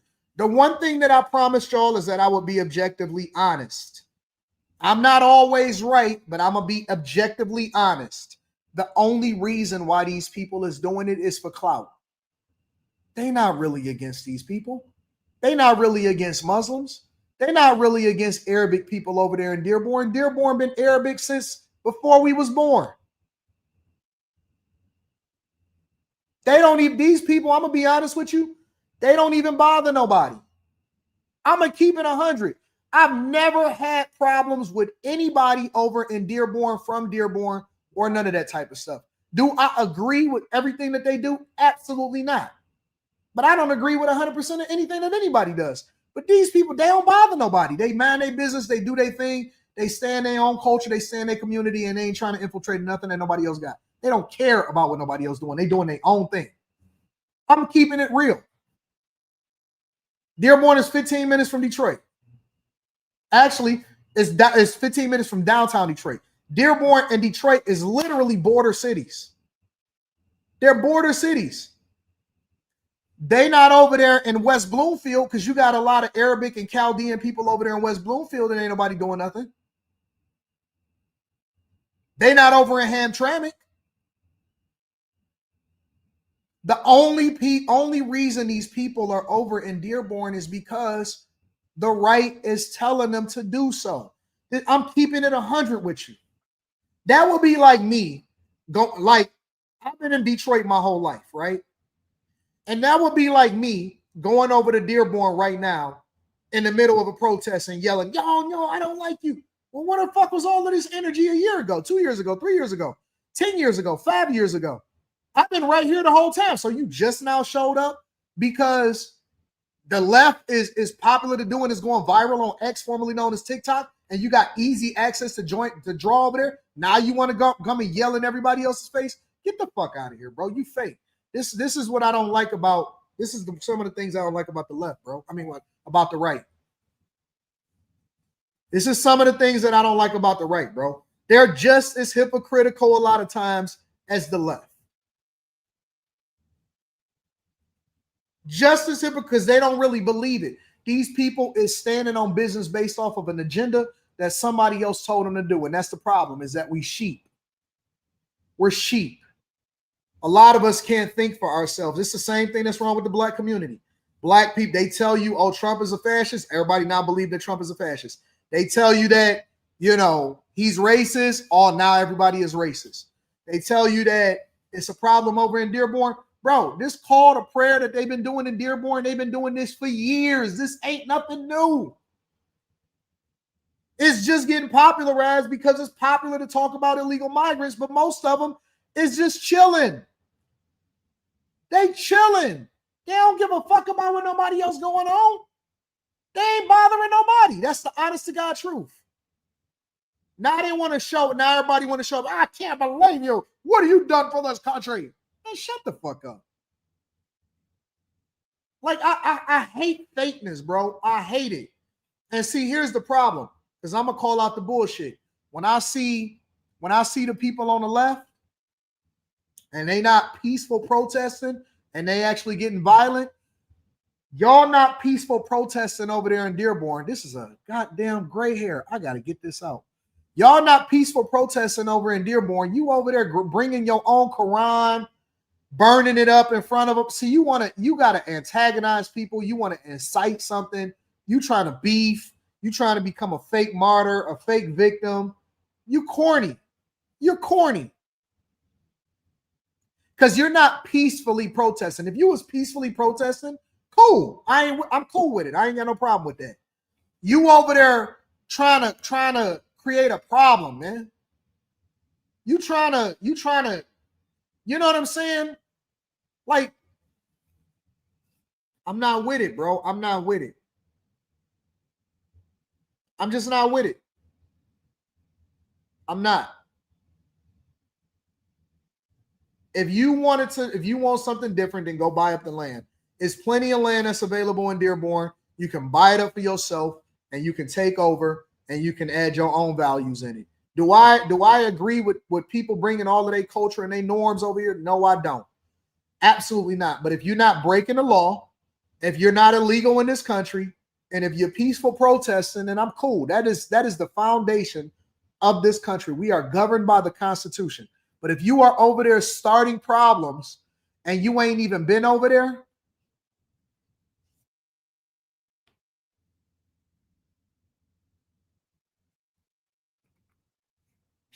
That's what my take is. I know y'all thought I was gonna join in on the protests and all of this stuff. Nope. I'm not. One of my favorite strip clubs is in Dearborn. One of my favorite strip clubs is in Dearborn.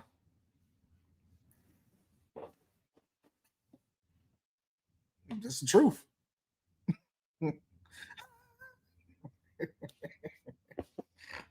I'm too honest, man. That's my problem. I have to start being less honest, bro. I got to start being less honest. But lately, the last 2 times that I went in there, it wasn't. They didn't hit. I said, you know what? I'm done. I'm retiring. I'm not. What you know about Walk on Wood? I'm not going to. They was looking beat. I seen a chick get up on the stage. She had an ankle monitor on it. I said, you see that ankle monitor? Because I always bring a girl with me. You see that ankle monitor on her? She said, yeah, I see it. Fuck, man, get this out of here, bro. It used to be busting. I don't know if it's the pandemic. I don't know if they just letting anybody up in there. One girl looked like she was pregnant. I said, look at this. Come on, fam. Hey, you got to take PTO for that. You need to take a paternity leave, baby. Talking about, hey, remember me? I just put my money back in my pocket. I said, I'm not spending a dime in here. No, I'm not. Make sure y'all hit a like. Make sure y'all hit a like for the algorithm. Subscribe to the channel and turn on your notifications. The bad ones left and became RNs. I believe that, bro. It's looking crazy up in there now. I ain't been there in a few months. Actually, I ain't been there since the summertime, like the beginning of the summer. So get me up out of here, bro. I might have just outgrown it, man. I just might have outgrown that space, bro. You know what I'm saying? Tropical Empress says, love to hate you, but hate the fact they love you. Maurice Anthony says, Big Worm's voice, AD talking about my money is like playing with my emotions, Smokey. AD, you're aggravating YouTube. You activated my Siri. I say they hate when people irritate their demons. Do you have more of the Bag Chasers hats in stock? I'm waiting on certain legal things to pass through so that, whatever. I'm on it. We'll be selling them soon. Don't be anything but yourself, Anton. Brutal honesty cannot be swallowed without that tablespoon of sugar. F being politically correct. I'm going to keep doing my thing, bro. Yeah, man, get on out of Dearborn. Hold on, let me go back to this real quick. Let me see something.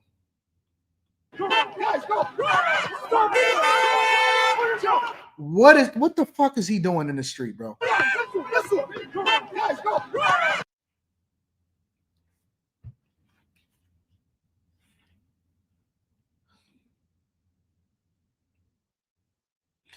Imagine that, ladies. Imagine that that's your husband. This one right here. Imagine that that's your husband. What is he doing? What is he doing? What is he doing? He gonna hate me for this one. Imagine that this is your husband, bro. What is he doing?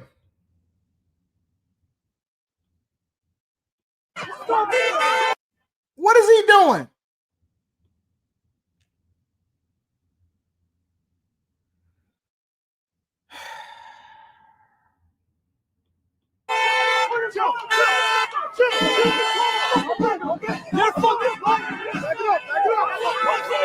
What's up? Do it, bitch. My fucking country. What did you do? What did you do? What have you done for your country? This country that gives you the benefit and the right to be here. You pay taxes. You pay taxes. Behave. You take out. I do not like that guy. I don't, bro. I do not like that guy at all, bro. The right to be here. You pay taxes. You pay taxes as a Mexican American.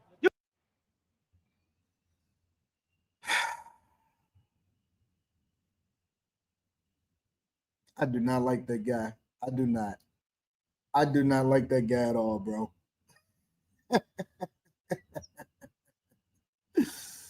Anyways, make sure y'all hit a like for the algorithm. That is what's going on in Dearborn in real life, y'all. Make sure y'all hit a like for the algorithm, subscribe to the channel, and turn on notifications.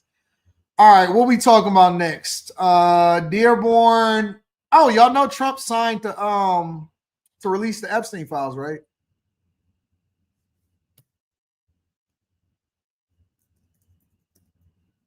Let me see. Where is it at?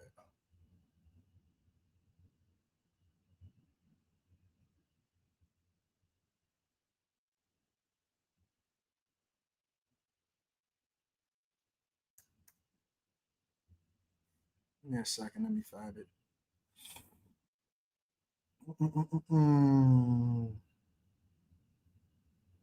We do have some major breaking news as we come on the air tonight because President Trump has now signed the Epstein files bill into law, the final step to force the Justice Department to turn over everything it has on Epstein within the next 30 days.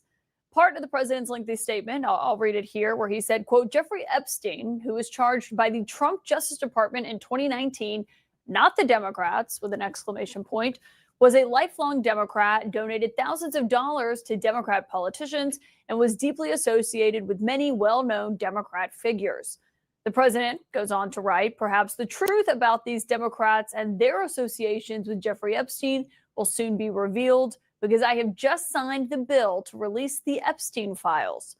Trump says, as everyone knows, I asked Speaker of the House Mike Johnson and Senate Majority Leader John Thune to pass this bill in the House and the Senate. That, of course, came after he fought the bill, but he concluded with, this latest hoax will backfire on the Democrats just as all of the rest have. Thank you all for your attention to this matter.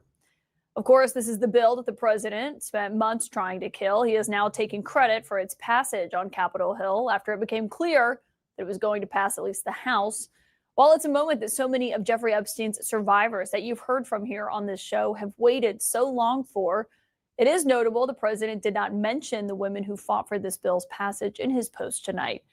The fact also that the president didn't take the opportunity to sign it today before cameras is notable, given how many bill signings and executive orders he has regularly turned into lengthy Oval Office events and press conferences.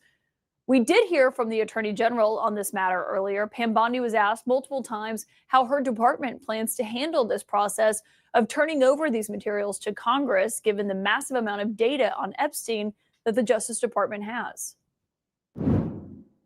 Does the new investigation by the Southern District of New York U.S. Attorney prevent the department from releasing all of the remaining files? So we have released over 33,000 Epstein documents to the Hill, and we'll continue to follow the law and to have maximum transparency. What are you doing here over the next 30 days as we understand it? We will continue to follow the law with maximum transparency while protecting victims. When you say follow the law, Madam Attorney General, do you mean that you will provide all the files by 30 days? We will follow the law. The law passed both chambers last evening. It has not yet been signed, but we will continue to follow the law, again, while protecting victims, but also providing maximum transparency. So let me ask a question. Because I'm trying to figure out what this process is, right? When they release these documents over to Congress, is Congress supposedly releasing it to the general public? What exactly happens now? Because that's what I'm trying to figure out. What happens now that they release the documents? Does something new go on? Something happen? Because see, CNN has been selling this the whole time. So, like, for example, if I look on the right side right here, Trump stalls on signing the Epstein bill. The White House is silent. That was 18 hours ago. Okay, so he signed it overnight last night, but they still leave this video up. And this is what I'm saying. Like, they're going to continue to spin a narrative no matter what. So now what happens after they get it? Do they do something with it? Do they... Let me look at this. Overnight, President Trump saying he's now signed the bill to release the Justice Department files on sex offender Jeffrey Epstein after near unanimous pressure from Capitol Hill.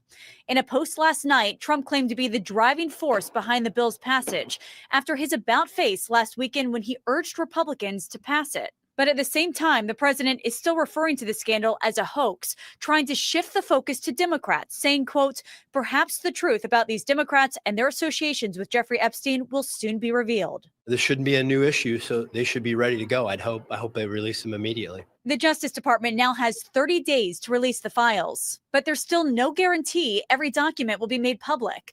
The bill includes exceptions, including a provision to withhold files that would jeopardize an active federal investigation or prosecution. A notable caveat given Trump just last week called for an investigation into Epstein's relationship with prominent Democrats, including Bill Clinton. Attorney General Pam Bondi yesterday said she ordered that new investigation in response to new information, but she would not provide specifics. Information that has come for information. There's information that new information, additional information. Now, critics worry the new investigation into Democrats could be used to keep certain files hidden. This is not an invitation for Donald Trump to pick and choose his version of the truth. She doesn't have carte blanche to withhold a whole tranche of files. Bondi refusing to say what, if anything, will be released. We will continue to follow the law, again, while protecting victims, but also providing maximum transparency. I know that, and I'm going to beat this dead horse a little bit more before we go on to the next part of the show, because I know that there's a Congress member that's been stealing. And so we're going to get to her next because that's a new bombshell that just came out. A, nobody is going to jail. Nothing happens. B, I don't understand what they think is going to happen. Like, what is the point? If they thought that they had something, then they would have released it, or at least release a portion of it against Trump. Third, in 6 months, we won't even be talking about this once these documents come out. People are going to go over it. They're going to scan them. They're going to use AI to give a summary of it. And that's going to be the end of it. And then people is just asking for something for no reason. Honestly, I'm trying to figure out what's this. The same. I think the same thing is that happened with this is the same thing that happened with Diddy, and that everybody was speculating that they went in and they raided and they got all of these celebrities on camera and they didn't have anything. And they didn't have anything. What documents do you think that Jeffrey Epstein kept?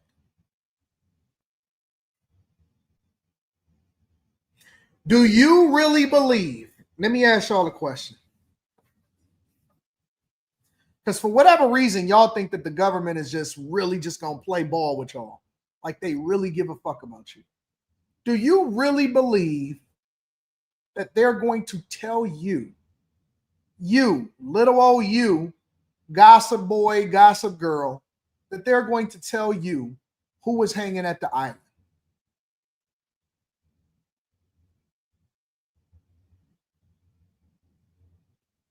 No, Eric, this has been going on since Obama was in office. They've been talking about Epstein since Obama was in office. That's the honest to God truth. Do you really think that you, little old you in Oklahoma, little old you in Tennessee, little old you in Mississippi, you think that they're going to tell you what the fuck is going on? Man, these people is playing in your faces. And for you to really believe that the Democrats is on your side is crazy, is insane. It's insane. You really think that they're going to let you know who the oil baron is that was over there, the politician that was on there? You think that they going to let you know what's happening? Come on. So, all right, so let me guess. Y'all think Bill Clinton, y'all think Bill Clinton was over there as or after his presidency and he didn't cover himself? If hypothetically, allegedly, if he was over there, you think that they not, nigga, they didn't had 30 years. 30 years to figure this shit out. And let me guess, it's because you protested, right? You think that they're going to ensure that you know who was over there.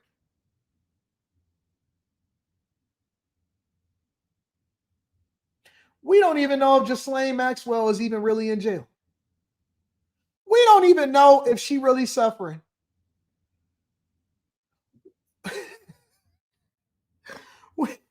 We don't know nothing. Bro, I was doing this the other day before yesterday, I think, and I was asking a question.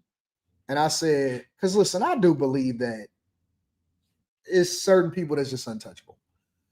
I was doing the show the other day, and I asked y'all a question, and I said, why aren't the survivors saying anything? Not one of them. And of course, we had the smartest people in the room. Of course, the smartest people in the United States of America just so happened to be in the chat. And they were saying, Anton, I can't believe that you don't know. I said, no, what? They can't talk. So why they can't talk? Why they can't just say it? Why they can't just say the name? Say one name. Give us one name. Give us one name. Just anyone. Any one name. Just give us one. They can't. You see what happened to the last girl. Give me one name. Just say it out loud. Say it in front of the camera. Release it anonymously. Put it on the recorder. They can't say it. So you got all of these survivors. They grown. They threw Cosby under the bus. They came after Diddy. Diddy got a new lawsuit. They went off all of the most esteemed men, and everybody is scared. They're scared. They won't say anything. All right, so let me play devil's. I don't even like to say devil's advocate, but you know what I mean. Let me look at it from the opposite end. Let me look at it from the egregious people's end, right? So I got these random women, and we know women love to talk. Probably women like to tell their own man stuff, the new man, right? We got all of these people, right, that's walking around. Now, I'm a billionaire. I'm tied in with presidents, who's who. I just so happened to be on the island. I hung out. I messed around with some of these girls that's grown now. Cool. And I'm letting them walk around hoping that they don't say my name, right? I just want to make sure that I'm just asking the questions.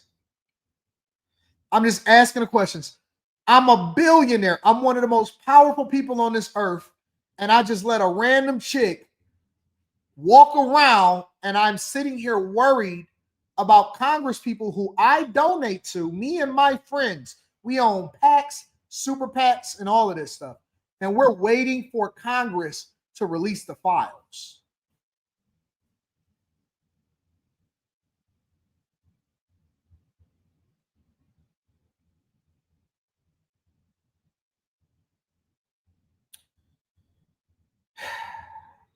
Bro, if y'all can't see the distraction, y'all really don't, you really think that you're going to get it this time.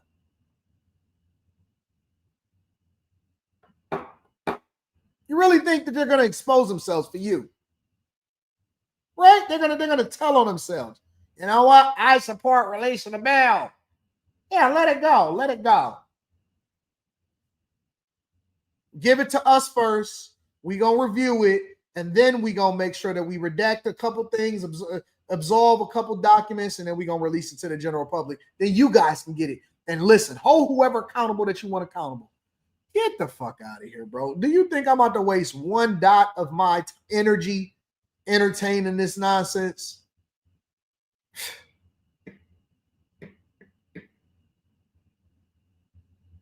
They're going to get it this time, right? No, they're going to get them all. We're going to get them all. Right. Okay, I got you. Make sure you hit a like for the algorithm, subscribe to the channel, and turn your notifications. I just can't believe that people really is going for this. You got white people, black people, all of them is just going for it. He already signed it. Eric, what more do you want? He just signed it last night. He literally signed it to release. Did you see the video I just did, Eric? Here, let me play it again for you. We'll play it one more time for you. Minute 50 seconds long. Overnight, President Trump saying he's now signed the bill to release the Justice Department files on sex offender Jeffrey Epstein after near unanimous pressure from Capitol Hill. In a post last night, Trump claimed to be the driving force behind the bill's passage. So he just signed it. Okay, so what exactly are you saying, Eric D? He signed it last night.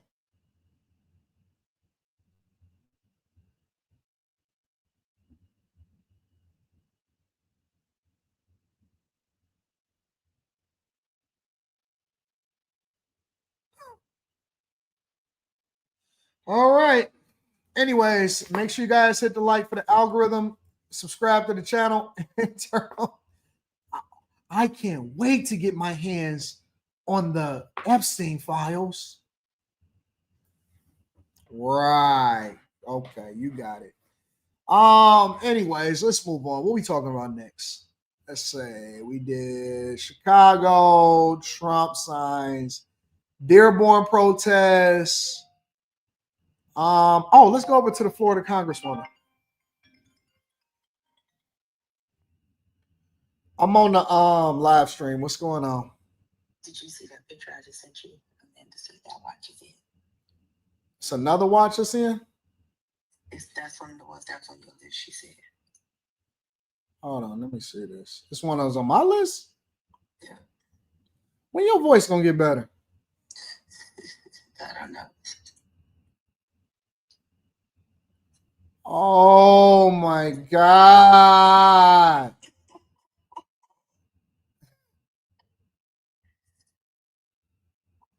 Oh my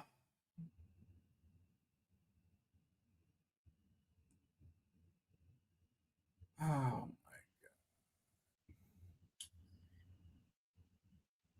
They want another 50? Looks like it. Because this is just pretext. Uh-huh. Oh my God.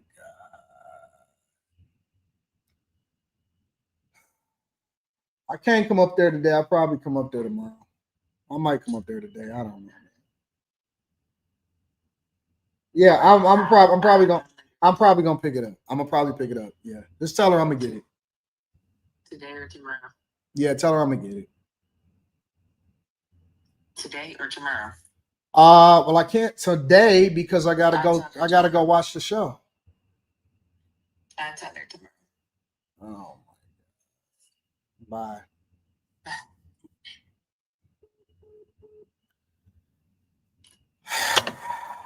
Got the platinum boy. Got that platinum boy. You know what? Let me tell you something about these watches, bro. Honestly, I'm gonna be so honest. This is the rose gold one. This is the one I probably wear the most. I don't even be caring like that, bro. I genuinely don't even be caring. I don't even have the date right now. Like, once I get it, I need to get this one clean, steam clean. Once I get it, it's just like, oh.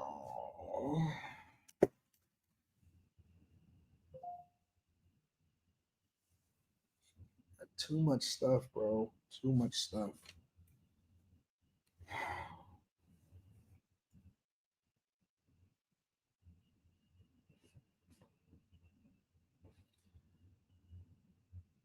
I know that one guy that snow hair, he gonna be pissed at this, bro. I got the new penthouse. What you talking about? You ain't see my penthouse? I got it. God bless us. God bless to all us bag chasers. Amen. Just Go Nichelle says tomorrow we can talk about the dean that was fired in Philly for defending himself from a student. Yeah, I ain't seen that one. Send it to me. Executive Suite Emily says, what up, AD? Embrace the gray and join us in the salt and pepper savants. We bag chase and stay out of trouble. Salute to the other bag chasers and undusties. I don't know if I'm built like that yet, bro. Just focus and lock in, pave your way, and make money. Abe the Hunter says, people worrying about the Epstein files, they better worry about the files that God has on them. Ooh, wait. Jason 18 says, real question, what else is in the bill? With the Epstein files, this is how they get complete BS free without telling us. That's true. That's a good point. They call me Mr. Bibbs says, just saying good afternoon to everybody. What up, Mr. Bibbs? Mr. Youngblood City says, we had nuclear secrets leak, but somehow none of these celebrity blackmail tapes ever leak, not one. People really think the government will release anything that implicates presidents or royalty is called a distraction. Facts. I agree with you on that. I don't know why they think that anything is ever going to come out about anybody. It's going to be a big nothing burger. Make sure you hit a like for the algorithm, subscribe to the channel, turn on your notifications. There was this Congresswoman that's got indicted. Have y'all seen her? Hold on. Let me get it up.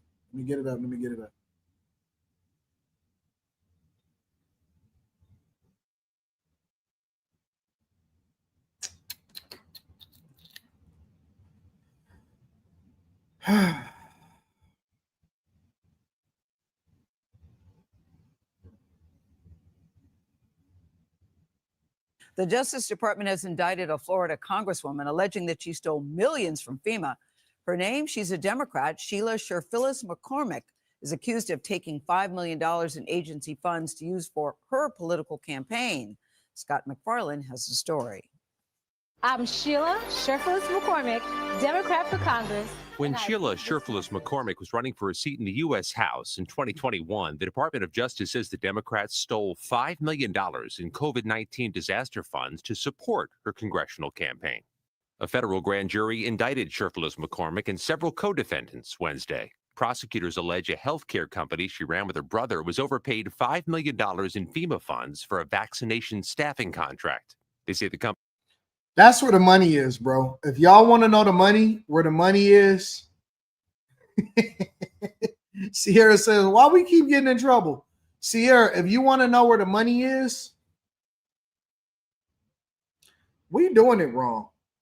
We thought that all of the money was in building businesses, getting your stocks right. Even the scammers got it wrong. The scammers got it wrong. They were focused on selling courses that was remixed of another course that was written by somebody by selling another course. They was crowdfunding to do the Jay Morrison. What happened to Jay Morrison? Does anybody know what's going on with Jay Morrison? That's where we thought that the money was. The money was never in that. The money was in politics. The money was in government funding.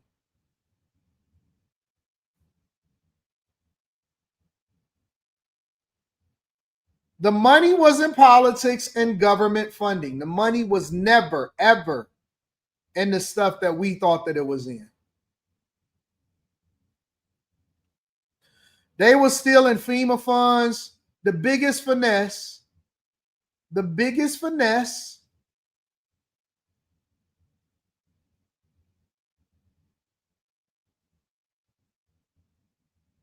was government funding. Was taxpayer dollars.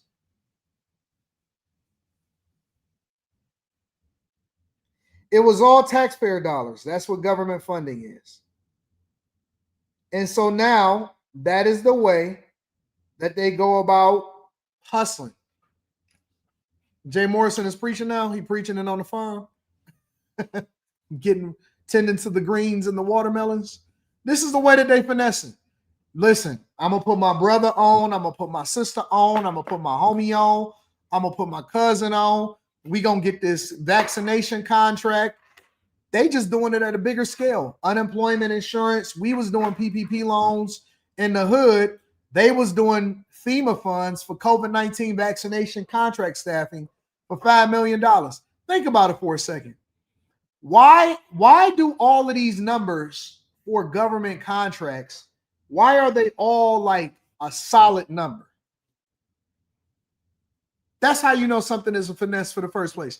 Hey man, how much you get from that government contract? $5 million. So you just got a flat 5? Yeah, I thought it should be per person, per unit, per contract, hours billed. Yeah, it's gonna cost $5 million. What do you mean it's gonna cost $5 million? It's only 72 people in this city, yes, but it's $5 million for the contract. How do you know it's $5 million? Because that's what it said. That's what the budget said. That's how much the government contract budget is for this thing. It's $5 million. So that's how much we put it up. Actually, we gave them a discount. We charged them $499,000, $499,000, and $99,099 and the 99. We saving them money. Every contract is exactly this flat number. And they're using the women. They're using the women to get to the money. Congress people, all of them is rich. They all make $174,000 a year. All of them, and all of them is rich. All of them. And all they're doing is giving out government contracts. That's it. But he received that money in July 2021, and Sheriff-Phyllis McCormick used it for her campaign. The funds were routed through multiple accounts to disguise its source, they say. Laundering. And a portion of the money was funneled to friends and family who donated to the campaign. It's the latest legal battle for Sheriff-Phyllis McCormick, who's already under investigation by the House Ethics Committee for campaign finance violations, including misreporting the source of a contribution. In a statement, Sheriff-Phyllis McCormick called the case a, quote, sham indictment, insisting she is innocent. Of course. Sheriff-Phyllis McCormick faces the prospect of prison time if convicted. But Gail, we're still waiting to see the court filing submitted by the department. They say that she's facing, 53 years? Jury in Florida yesterday. Congresswoman Sheila Sheriff-Phyllis McCormick is accused of stealing $5 million in FEMA disaster funds and using it to bankroll her 2021 congressional campaign. Mark Meredith is live in Washington with more on this. Good morning, Mark. Griff, this is a wild story. Good morning to you. The Democratic Congresswoman is one of 4 people accused of stealing taxpayer money to help win an election. The indictment handed down in Miami offers some stunning details about an alleged scheme also under review by the House Ethics Committee. The Justice Department charging 46-year-old Representative Sheila Sheriff-Phyllis McCormick of stealing disaster funds meant to help with COVID vaccinations, then laundering the money so she could run for Congress. Her brother, a political operative, and an accountant are also facing charges. The Attorney General says the Congresswoman conspired to steal $5 million, then tried to hide the money through multiple accounts to disguise its source. The question that y'all should be asking yourselves is who didn't get theirs? That's the only problem. That's why we get caught and other people don't.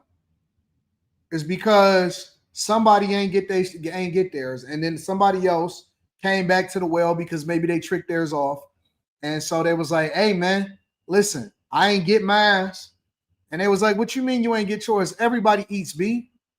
Everybody eats B. If you're not getting yours, then you need to go and check the source." So somebody snitched. That's the only way that they ever catch any of these crimes, is that somebody talked to the wrong person and somebody snitched, or somebody got pissed off that was on the inside. That's how they get caught. Honestly, I'm telling you how people get caught. They would never, ever discover this unless somebody, a whistleblower, points it out. They never would discover it if it wasn't for a whistleblower. Somebody pointed it out, somebody snitched, or she pissed somebody off, and that's how somebody got it. That's how they came here. A statement overnight, Pam Bondi said no one is above the law, least of all powerful people who rob taxpayers for personal gain. We will follow the facts in this case and deliver justice.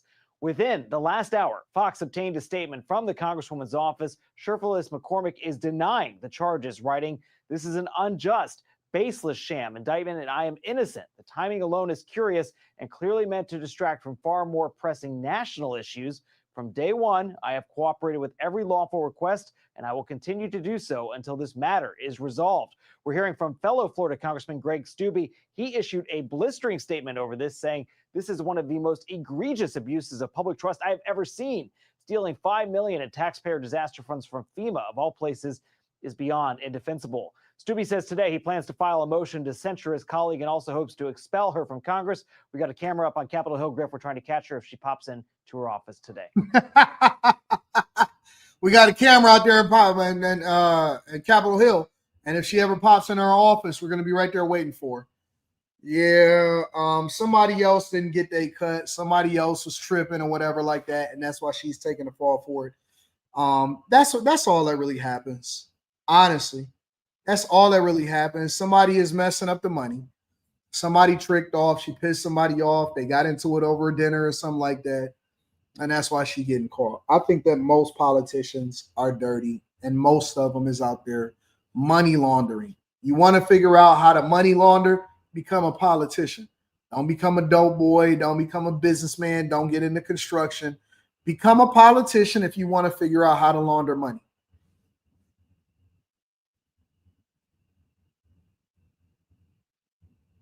During an audit, they found the overpayment. Get the fuck out of here. Bro, you don't really believe that, do you? It was an overpayment. What, a $5 million? You believe, you let them tell you the story that they caught it because they were doing an audit and they found an overpayment. Seriously? Man, listen, y'all believe anything.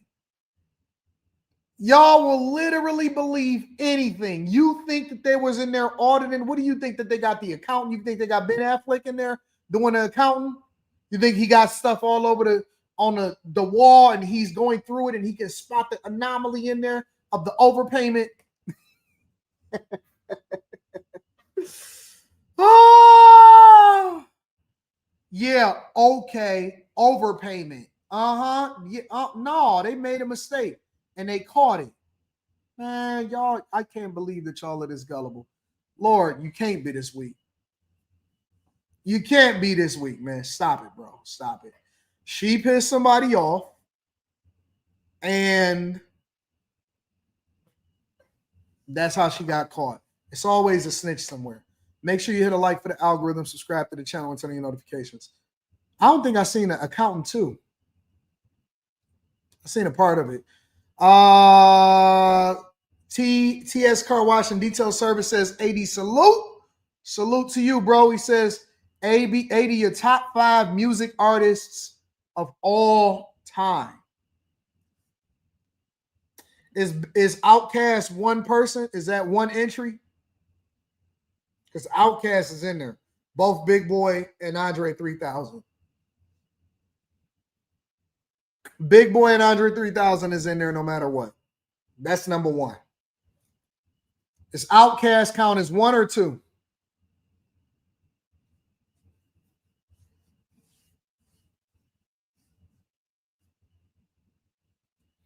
Does Outkast count as 1 or 2? Outkast count as 1? All right, so we'll say Outkast count as 1. All right, Outkast,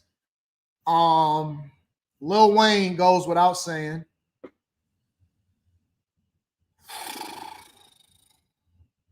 This is unfair. This is unfair. The reason why this is unfair is because it's so many. It's too many people. Too many people. Okay, so if you're saying my top 5, my personal top 5, not objective, but personal. So now I could be biased. All right. No, I read the question wrong. All right. My personal top 5 in the South. Outkast, Lil Wayne, Jeezy. Jeezy is always going to be in the top 5 for me because I'm the realest nigga in it. You already know. Got Trapper of the Year 4 times in a row. What they give you? A lifetime of supply of baking soda and clientele. Soda, wine, 2 pop, and 3 scales. I'm a TRAPSTR. Boy, Jeezy is always going to be up there with me. So, that's 3. Outkast, Wayne, Jeezy. South. Ross. I gotta put Ross in there, bro. Ross. I'm putting Ross in there all day long. Ross got one of the coldest pens that I've ever heard in my entire life. So I'm putting Ross in there. This is my 5. I could be biased. All right. So that's 4. I think that's 4, right? Jeezy, Outkast, Wayne, Ross.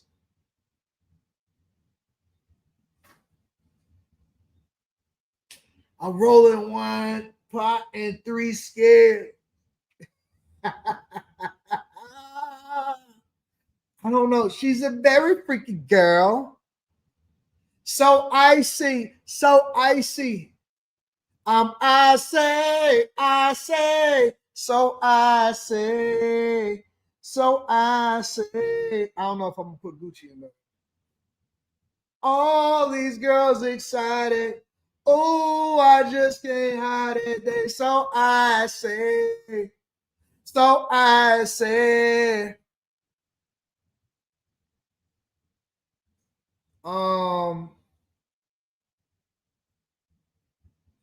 Give me a second. Let me figure this out. Because you're talking about Texas, talking about Florida, talking about Atlanta.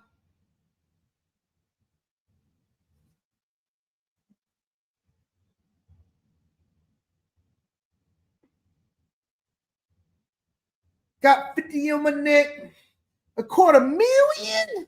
All I do is talk. Even got a couple on my outfit. Yeah. You better act like you know, man. Where I'm from, they call me Jeezy the Snowman. What? Jeezy the Snowman. I'm mic'd out. Plus, I got snow, man. Y'all niggas slow, man. Oh man. Top 5 Southern music of all time. All time. Whew, that's a hard one, bro. But see, I go all the way back. I'm gonna take Scarface. You got to take a pioneer. I'm gonna take Scarface. That's my 5. I'm taking Scarface. I'm taking Outkast. Because Outkast represent the Dungeon family. I'm taking Outkast. Wayne, Ross, Jeezy, and Face. I'm taking Face. So it's a lot of people you could choose from. Literally, like you taking my 5. I'm gonna take Face, bro. I gotta take a Houstonite. Gotta take Face, bro. So you said crazy. I didn't say T.I. You can have any one of these people that's interchangeable, bro. You can take out Ross and put in T.I. You can take out Jeezy, and put in Luda. You can put in a lot of different people. You can put, I come from 8 Ball and MJG. And I come from a different space, you know what I'm saying? So again, you can exchange any of these people, but you said my 5. The reason why I say I'm gonna take Jeezy over T.I. all day long. I'm gonna take Jeezy over Gucci all day long. And the reason that I'm gonna take Jeezy over T.I. and I'm gonna take Jeezy over Gucci, and it's not that he better or even that T.I. doesn't deserve to be there, it's because I'm from Detroit, bro. I'm from Detroit. Nigga, Jeezy is like a motherfucking, he literally like is an adopted person in Detroit. Like Jeezy is Detroit. We're always going to take Jeezy over Gucci, and we're going to take Jeezy over T.I. Without even thinking twice about it. We're going to take that over. I'm from Detroit. You said my personal. We rock with Jeezy here. It just is what it is. We ride with Jeezy. He probably do about 4-5 shows here a year. Nigga, Jeezy is royalty in Detroit. Honestly, he's royalty in Detroit. So I'm gonna take Jeezy over T.I. I'm gonna take Jeezy over all of them. You know what I'm saying? So I had to pick Jeezy. Wayne is Wayne. Outkast is Outkast. Those are not even to be debated. Scarface come from an era of Rap-A-Lot Records, Ghetto Boys, My Diary. You know, Scarface was considered one of the greatest rappers of all time back when they was talking about who's the best MC, Biggie, Jay-Z, and Nas. Scarface was in that conversation. That's a part of what we was doing. You know what I'm saying? And then Ross, I have a personal, I love that luxury rap. You got to get a luxury rap in there. You know what I'm saying? So I think I got a well-rounded 5, bro. Wayne is the father of all the rest of them niggas in there. Wayne is Future's daddy. Wayne is Young Thug's dad. Wayne is the father of all the rest of them niggas down there in the South, as far as I'm concerned. So Wayne covers all the rest of them. Wayne covered everybody else down there in the South. They all sons of Wayne. So if I'm picking my top 5, I'm going to keep it broad. I'm going to keep it diverse. And that's what I'm going to roll with. I'm taking Wayne. I'm taking Outkast. Southern Playlist. They got the greatest catalog of a group, greatest group of all time. And I'm taking all, that's my 5. That's my 5. I think I have a very balanced 5. So I don't think I said nothing crazy. Y'all think I said something crazy? I don't think I said nothing crazy. Dearborn. Oops. That's my bad. I don't think I said nothing crazy. 1, 2, 3, 4, 5. Ice Cube is not from the South, bro. Y'all keep throwing people in there. That's not, people keep asking me about Eminem is not from the South. Y'all throwing people in there that's far side and all. These people are not from the South. E40 is not from the South. So Bone is not from the South. So y'all can't throw a bunch of people in there that's not a part of the conversation.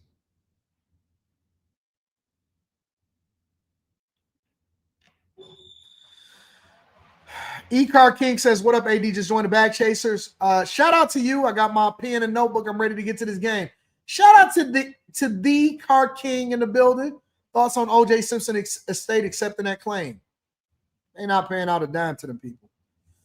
Abe the Hunter says, you may get mad at me, but the big government, they do it in billions and send it back in packs. That's money laundering in my eyes. That's a fact. This reminds me of that shady car mechanic is really 800, but for you, my friend, it's $675.99. Did you speak on a mom and her 9-year-old son getting beaten at student Chicago? Yeah, I talked about it in the beginning of the show. Personal top 5 mines is Outkast, Ludacris, T.I., Jeezy, and Scarface. Okay, I got you. Keisha, what up, Keisha? Says, love it. I appreciate you. I appreciate you too. Now this is a tough one. Top 5 South music pioneers of all time. I'm not doing it right now. I can't. I got to continue with the show. 392Q says top female singers. Top female singers of all time or top female singers that's out right now? Mariah Carey, Whitney Houston, Beyonce, Anita Baker,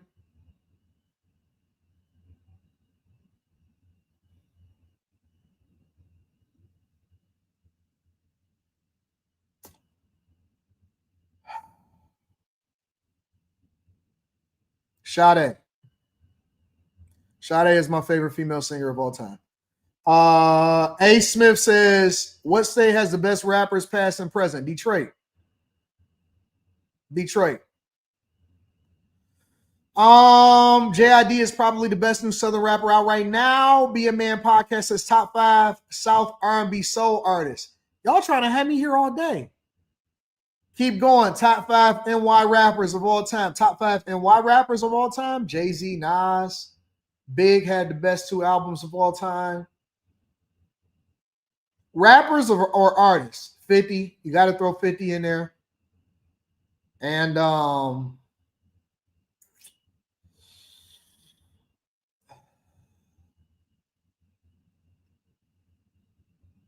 Redman is from Jersey.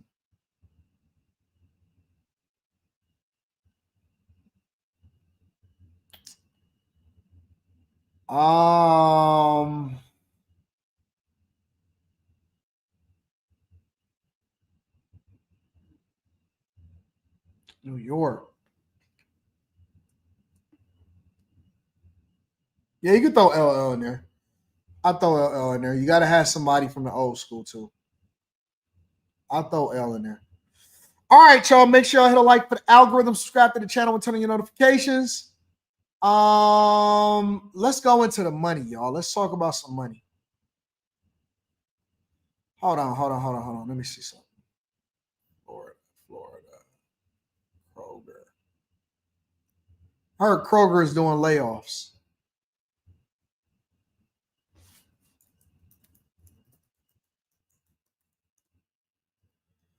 Or did I have a dream about that?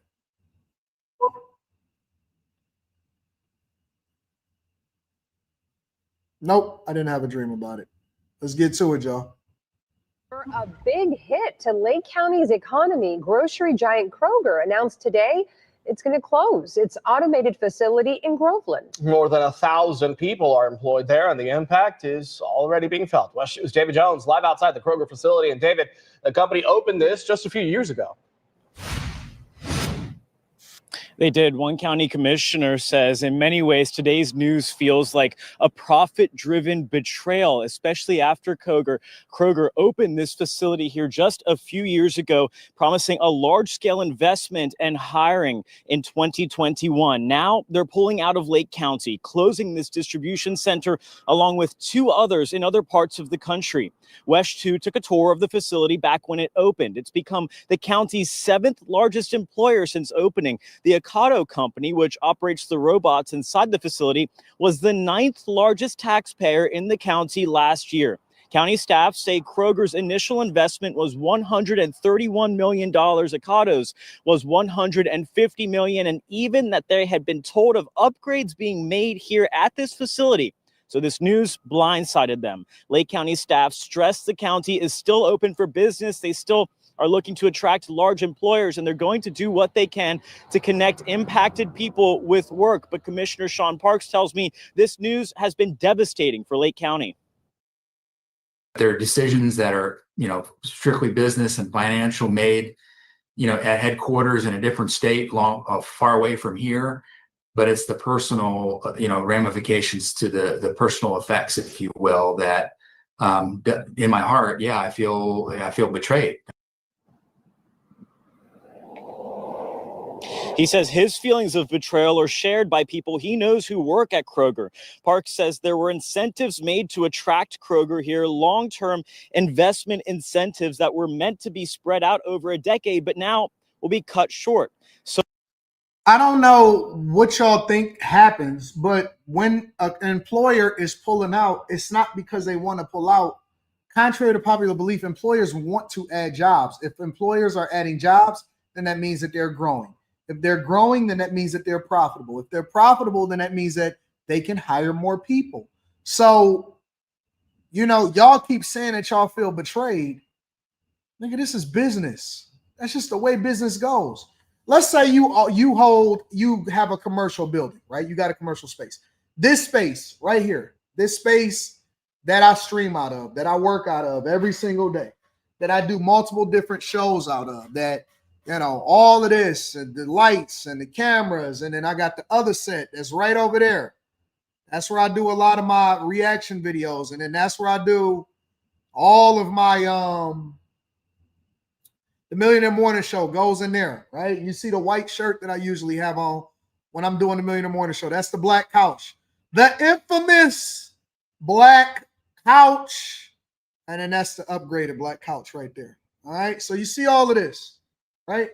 And you see me and I'm working and I usually had a TV on and you see all of the marble and you see the YouTube plaques and the bottles and all of this stuff, right? And you see this place, right? You see it. And you see me working in here every day. And I'm in here and I'm using this place and I'm grinding and I'm hustling and all of it, right? And then I got contacted by the facility, right? I got contacted by the facility, and I put a lot of upgrades, and I got chandeliers up here at the top, and I got super stuff over there and all of this stuff, right? And then let's say they contact me and they say, Anton, they just recently contacted me and they said, Anton, are you renewing? And I said, oh, I didn't even know that my lease came up. Are you renewing your lease? I think I've been in here for like 3 or 4 years or something like that. Are you renewing your lease that's going to start at the beginning of next year? If I was doing bad in business, because I promised them, hey, listen, not only am I making a capital investment, I put $100,000 into building this big old marble floor to ceiling, all of these different sets and all of this stuff. I've upgraded this place significantly because this is where I work out of, right? I've made an investment into my future because that's a part of business. Now, if my money wasn't right, and if I wasn't doing well, and the streaming wasn't busting and it wasn't booming, then I would have to say, I know I promised that I was going to be here, but I got to go ahead and exit left. I'm not going to renew. I'm taking all of my stuff and I'm leaving with me. Well, that would be a super big blow because not only did I promise that I was going to be here, and that's why I made this capital investment, I also promised that I was taking over another space that was directly next door to have my offices for the people that work for me when it comes to my property management and development company, right? And so there is no betrayal if the money ain't there, because I've been trying to tell y'all and explain to y'all, I talk about it in the Patreon all the time, about the margins in the grocery business. When we talk about margins in the grocery business, for example, right? They're razor thin, tons of debt, paying on that debt. And it's funny because we were talking about Kamala Harris, right? And one of the things that Kamala Harris during her campaign was saying, I'm going to go after these big grocers. I'm going to go after the companies that price gouge when it comes to the amount that they're charging for groceries. Well, Kroger is definitely one of the biggest in the nation. And guess what? They're struggling. They're not able to generate the amount of revenue that they want to generate. Walmart depends on food stamps. They sell 25% of all groceries inside the United States of America. Companies that are not profitable cannot continue to invest in your city. This is not politics. This is business. And I know that politicians think that money just grows on trees. And so you can't say that you're betrayed by them not investing in your infrastructure and distribution center because they don't need that level of capacity anymore. They don't need that. They don't need the capacity anymore. You see what I'm saying? So when y'all experience this, when you see a company closing or leaving or whatever, when I see people protesting, I see the Starbucks workers that's over there protesting. Let me see something. In New York, dummies, idiots. Look at this, all over us. Early this morning, we saw this Starbucks location open up as usual at 4:30 a.m. What is not usual is a picket line blocking the drive-through at this store as baristas start to strike. This store unionized in 2022. And my previous store that I was at also unionized in 2022. And we still don't have a contract. Look at these idiots. It's being called the Red Cup Rebellion. Starbucks unionized baristas are on strike, demanding better pay, better hours, and look at these liberals, and rallying against what they say are labor violations. Workers United says Starbucks. Look at these liberals. Look at these idiots with their UGG boots on and their mom jeans and their fur hooded coats, walking around in their New Balances and their Asics with good support on them, and they're walking around protesting outside about to eliminate their own jobs. Look at these idiots. Now, there's people across the country. There's people across the country that would kill for a job. Over in California, you got fast food workers and Starbucks workers making $20 an hour. And these motherfuckers, you can never finish pleasing them. They want more money. They want more resources. You know how much fucking coffee you got to sell in order to pay these dummies? Coffee has a major markup, but you still got to sell a lot of it in order to cover the salaries. You know how much coffee you got to sell to pay these fools? Still got facility costs, still got maintenance, still got electricity, still got insurance, all of this stuff. And they're over there marching.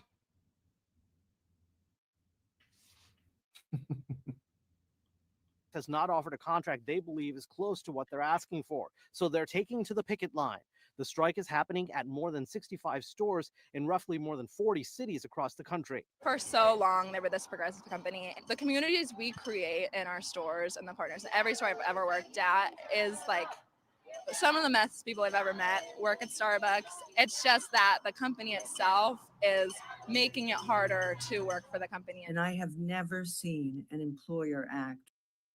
Do you know that I would be out of there so fast?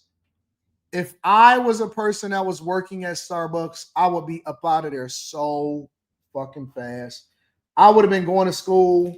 I would have been taking advantage of Starbucks tuition program. I would have been running up a bag. I would have been trying to get up out of there immediately because I'm like, yep, this place is going to be closing sooner rather than later. Yep, this place is going to be closing sooner rather than later. So when you see a place closing or you see places starting to shut their doors, it's because they are running out of revenue and resources and they are not profitable and they're trying to figure out how to get rid of you. Simple. Simple as that. It gets no more complicated than that. Trying to figure out how to stay profitable and keep the doors open.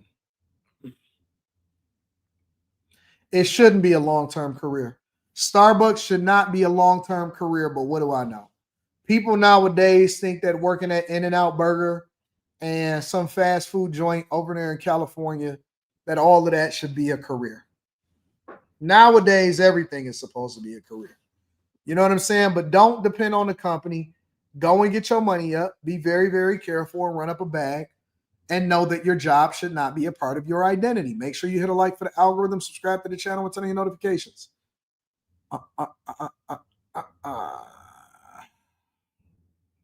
Let me cover one more story that I seen that I like because I love talking about real estate. One more story, and then I'm going to get y'all up out of here for the day.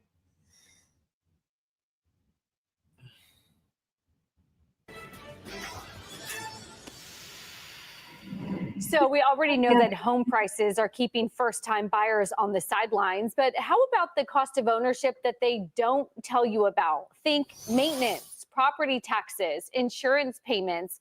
All of those are piling up, and now the average homeowner is paying nearly $16,000 per year for these hidden costs. Jackie, I come to you, and you've heard me talk about this before. When I was a homeowner, the value of my home kept going down, but my insurance was going up, my property taxes were going up, my maintenance was going up, and I kept looking at myself like, how is this happening? How is this possible?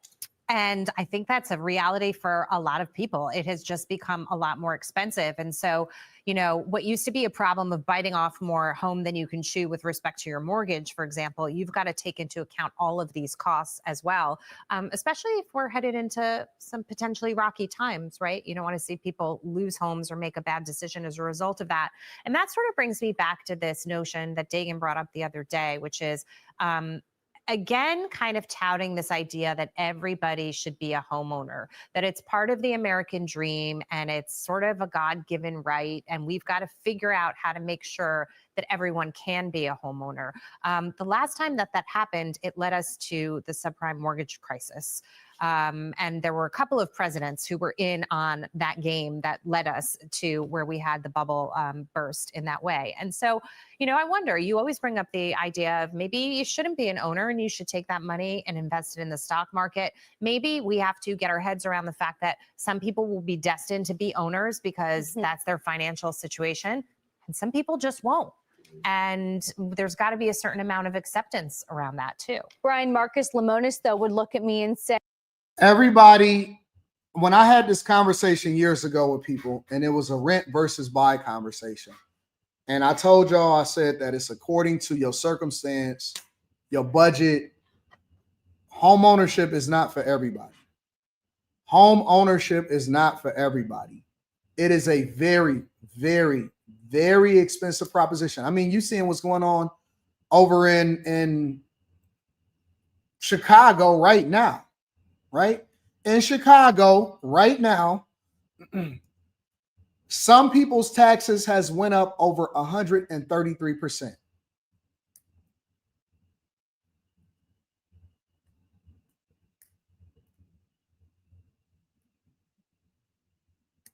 Some people's taxes in Chicago has jumped 1 year to the next 133%. That is more than double.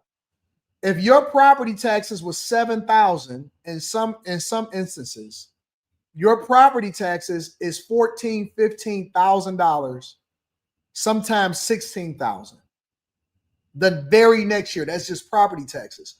So what does that mean? That means that if you got your house paid for, which most people in these areas in Chicago don't, then that means that they have a mortgage.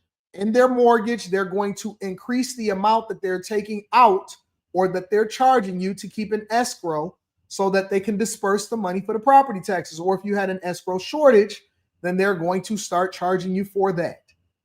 Maintenance, insurance, repairs, cutting the grass, utility costs. All of these things play a role in what? It plays a role in home ownership. And when you think about people that say that they are millionaires, or it's a lot of people, when we evaluate somebody as a millionaire, we evaluate their net worth. That means all of their assets minus their liabilities. Are you a millionaire, right? Majority, overwhelmingly, their millionaire status is completely tied to their net worth. It's tied to their homes. So if you ask somebody if you're a millionaire, most of the time they're going to include their home in there. By the time, most people's goal by the time that they retire is to pay off their home so that they don't have as many expenses. And owning a home may not necessarily be for everybody. Being in real estate may not necessarily be for everybody. I think that everybody should be investing in the stock market 100%, but home ownership, it depends on lifestyle.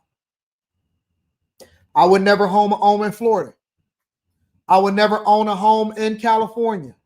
I would never own a home in New York, but I would absolutely pick and choose the times that I would go there. And maybe not so much New York at this point, but absolutely. I'll go down to Florida after hurricane season, come and kick it for 3 to 4 months, rent it out for a little bit, and then go back home, depending on your lifestyle. If you don't have young kids, I think that if people don't have young kids and they're able to get a job where they can be mobile, I think you should pick and choose your place. I think you should live all over the United States of America. If you are in your 20s, 30s, 40s, whatever, and you don't have children, you don't have young kids, and you're able to secure a business or a job that allows for you to be mobile, I would definitely be moving all around the country. But in order for you to move around the country, you can't be tied down to one particular property, because most people look at that as their home, their forever home. They're not moving out of it. They're going to be there for the next 10 to 15, 20 years. Anton, come get these homes in my neighborhood. What neighborhood you stay in? What city you in?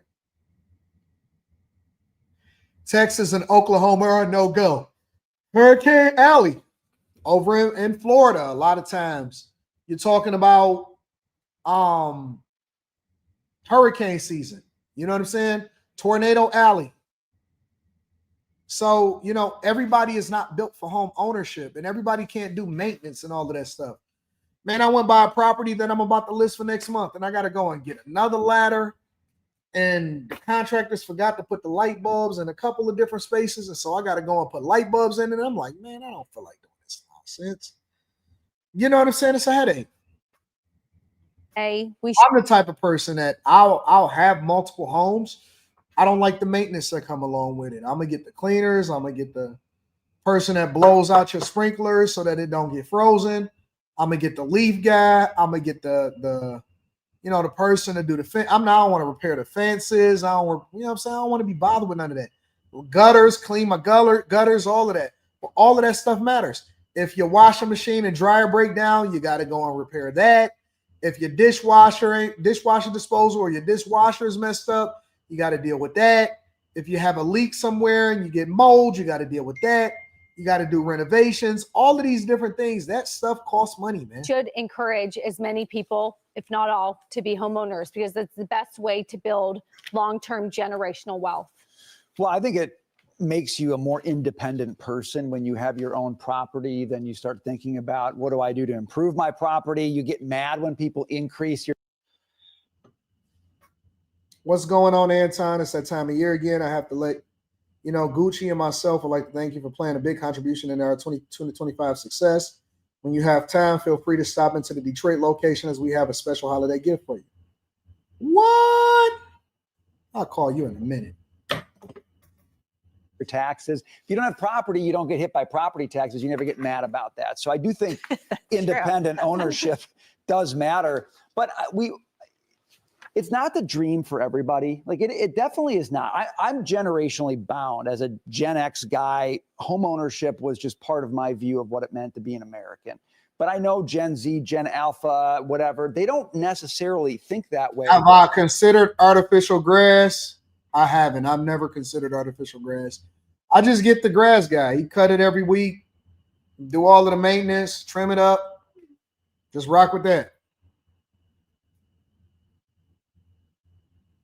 So maybe we shouldn't be asking them to conform to that view, but I do get nervous about it because when you don't own stuff, then you look to other people to give you stuff more often than if you own things. And so that's like a cultural issue that gets me, Taylor. Yeah, Dagan, weigh in.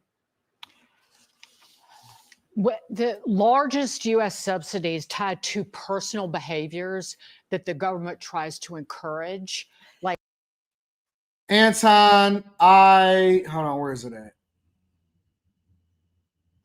Anton, I work remotely and I have no kids, but I do have a single family house. I'll be thinking about moving around too. Go travel. What you waiting on? I don't think you have to give up your house. Like I always think that for the most part, you need a home base. But shoot, I don't see nothing wrong. You can go and stay in another place for a whole month, bro. Like, okay, let me tell you how you do it. So you want to parse it out, right? Take 2 weeks. Take 2 weeks, go on Airbnb, right? Or I don't know what your situation is, or if you got points, hotel points and all of that stuff. Take 2 weeks and pick a place. I used to take a dart, or I used to take a coin and I would get a map, or I would get on the iPad and close my eyes, spin around twice, and just point to something and go there. That's how I ended up in Milwaukee, and I found out that Milwaukee was dope. Honestly, people just need to get outside. I don't even think about it, bro. When I'm going somewhere or when I want to do something, I just go. I just get up out of here and I go. I don't even think about it, bro. And I just figure out how to make it work. You figure out how to make it work in your budget. And so I think that if you had a budget for that specifically, you would start to make the adjustment. A lot of times people just don't go. But you can get up out of here for $1,000. I ain't even gonna cap. 1K, and you can go and make 1K in a weekend hustling. You can hustle up a K and be gone. like families, like having kids. The biggest one is buying and owning a home. In terms of it's like $500 billion a year, roughly, that goes toward subsidies, mortgage interest deduction, property tax deductions. This even includes with the state and local tax cap, and particularly the backing of Fannie Mae and Freddie Mac. So it is not encouraging. Yeah, buy a home, form a family. That is healthy. You should be able to do that if you have a good job. That I don't even know what they're saying. That don't even make sense to me, what they talk about. I'm